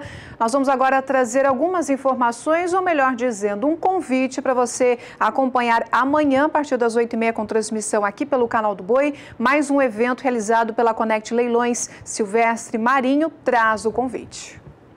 Alô, amigo do SBA, hoje quero convidar a todos para participar do leilão Fazenda Boa Vista, é a segunda edição. Esse leilão será realizado na terça-feira, dia 17, a partir das 20h30, com transmissão do Canal do Boi. O seu José Afonso Siqueira, com 30 anos de seleção, com a sua base na marca VR, estará realizando esse leilão. Estaremos comercializando 100 matrizes, sendo vacas paridas, novilhas e vacas prenhas. O leilão está com a qualidade imperdível. Conto com você, amigo criador, na próxima terça-feira, dia 17, com transmissão do Canal do Boi. Mais informações, você acessa o nosso site da conectleilões.com.br. Lá você consegue baixar o catálogo e assistir todos os lotes, todas as matrizes do leilão, tá certo? Conto com você então na terça-feira. Você já sabe, terça-feira, dia 17, é o encontro com você. Encontro marcado. Outras informações também é só acessar na internet o nosso portal, que é o sba1.com. E vamos agora aos destaques da previsão do tempo, especialmente para a região nordeste do país. Um fenômeno chamado de zona de convergência intertropical, que é uma faixa de nuvens carregadas que atua nesta região nessa época do ano, foi que trouxe bastante chuva aí para o norte da região nordeste, melhorando bastante as condições do solo. De uma maneira geral, grande parte da região teve boas chuvas e então a umidade do solo está mais elevada, facilitando o desenvolvimento das pastagens. É só nessas áreas mais ao leste que a chuva foi mal distribuída e é por isso que a umidade segue mais baixa.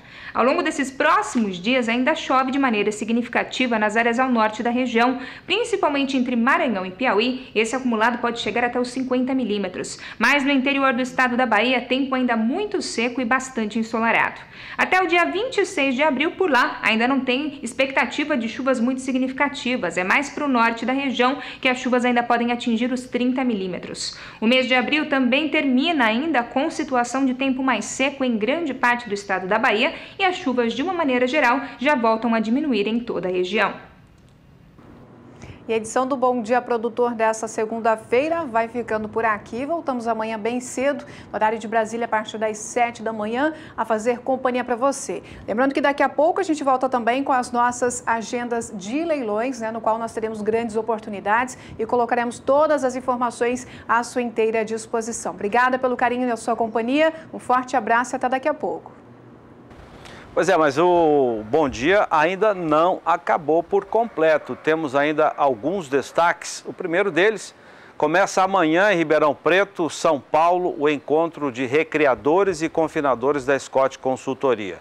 Acompanhe o convite do Alcides Torres, diretor da Scott. Olá, eu sou o Scott e estou aqui para convidá-los para participarem do encontro de confinamento e recriadores da Scott Consultoria, que acontecerá do dia 17 ao dia 20 de abril. Do dia 17 ao dia 18 é o encontro de recriadores, do dia 18 ao dia 19 é o de confinamento, e no dia 20 nós teremos um dia de campo. E nesse dia de campo nós teremos várias oficinas de conhecimento, e você aproveita todo esse embalo, para a gente aprender um pouco, sair com um monte de dúvida e trocar experiências e conhecimento. Vejo vocês lá e um forte abraço. Para a gente fechar esta edição do Bom Dia, vamos saber da Juliana Comparim quais serão os destaques do Agricultura BR, que você vai ver daqui a pouco, meio-dia aqui pelo Canal do Boi. Bom dia, Ju. Bom dia, Zaidan. Bom dia a todos. Tudo bem? Tudo ótimo. Bom, no Agricultura BR dessa segunda-feira, a gente volta as atenções para o cenário internacional, Zaidan. Pois no fim de semana, houve um conflito na Síria. Americanos, britânicos e franceses atacaram o país em retaliação às armas químicas utilizadas pelo governo sírio. Isso trouxe alguma questão de cautela no mercado internacional, então faz com que os preços das commodities agrícolas também sejam atingidos. Então está tudo interligado e a gente vai falar no programa de hoje como que isso interfere e pode interferir nos preços aqui no Brasil. No cenário internacional, ainda a gente cita Estados Unidos, que estão já fazendo a plantio da safra nova, 2018-2019, e sem se esquecer do conflito que ainda acontece entre Estados Unidos e China. Tudo isso mexe com o cenário de preços e o Brasil também sente. É, a aldeia global mexendo com tudo, né? Mas tem destaques nacionais também. Tem também. O Ministério da Agricultura lançou a nova revisão no VBP, que é o valor bruto da produção agropecuária do país em 2018. Trouxe uma revisão para baixo, Zaidan, estimada em 530 bilhões e 100 milhões de reais. Apesar de ser volumoso, traz uma redução em relação à estimativa anterior e a gente vai explicar por que dessa redução no programa de hoje. Qual foi a causa disso? A gente está pesquisando ali, a princípio, questões envolvendo o preço do milho no país. Legal.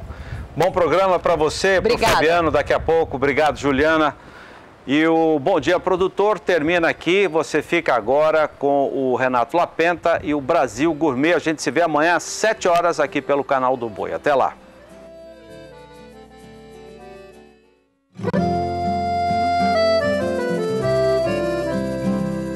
Acorda que o galo já cantou e o sol já vem fazer brotar mais um novo dia.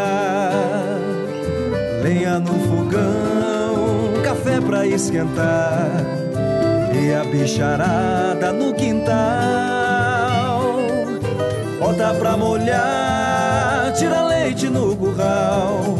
Arreia o cavalo, tem gado pra campear.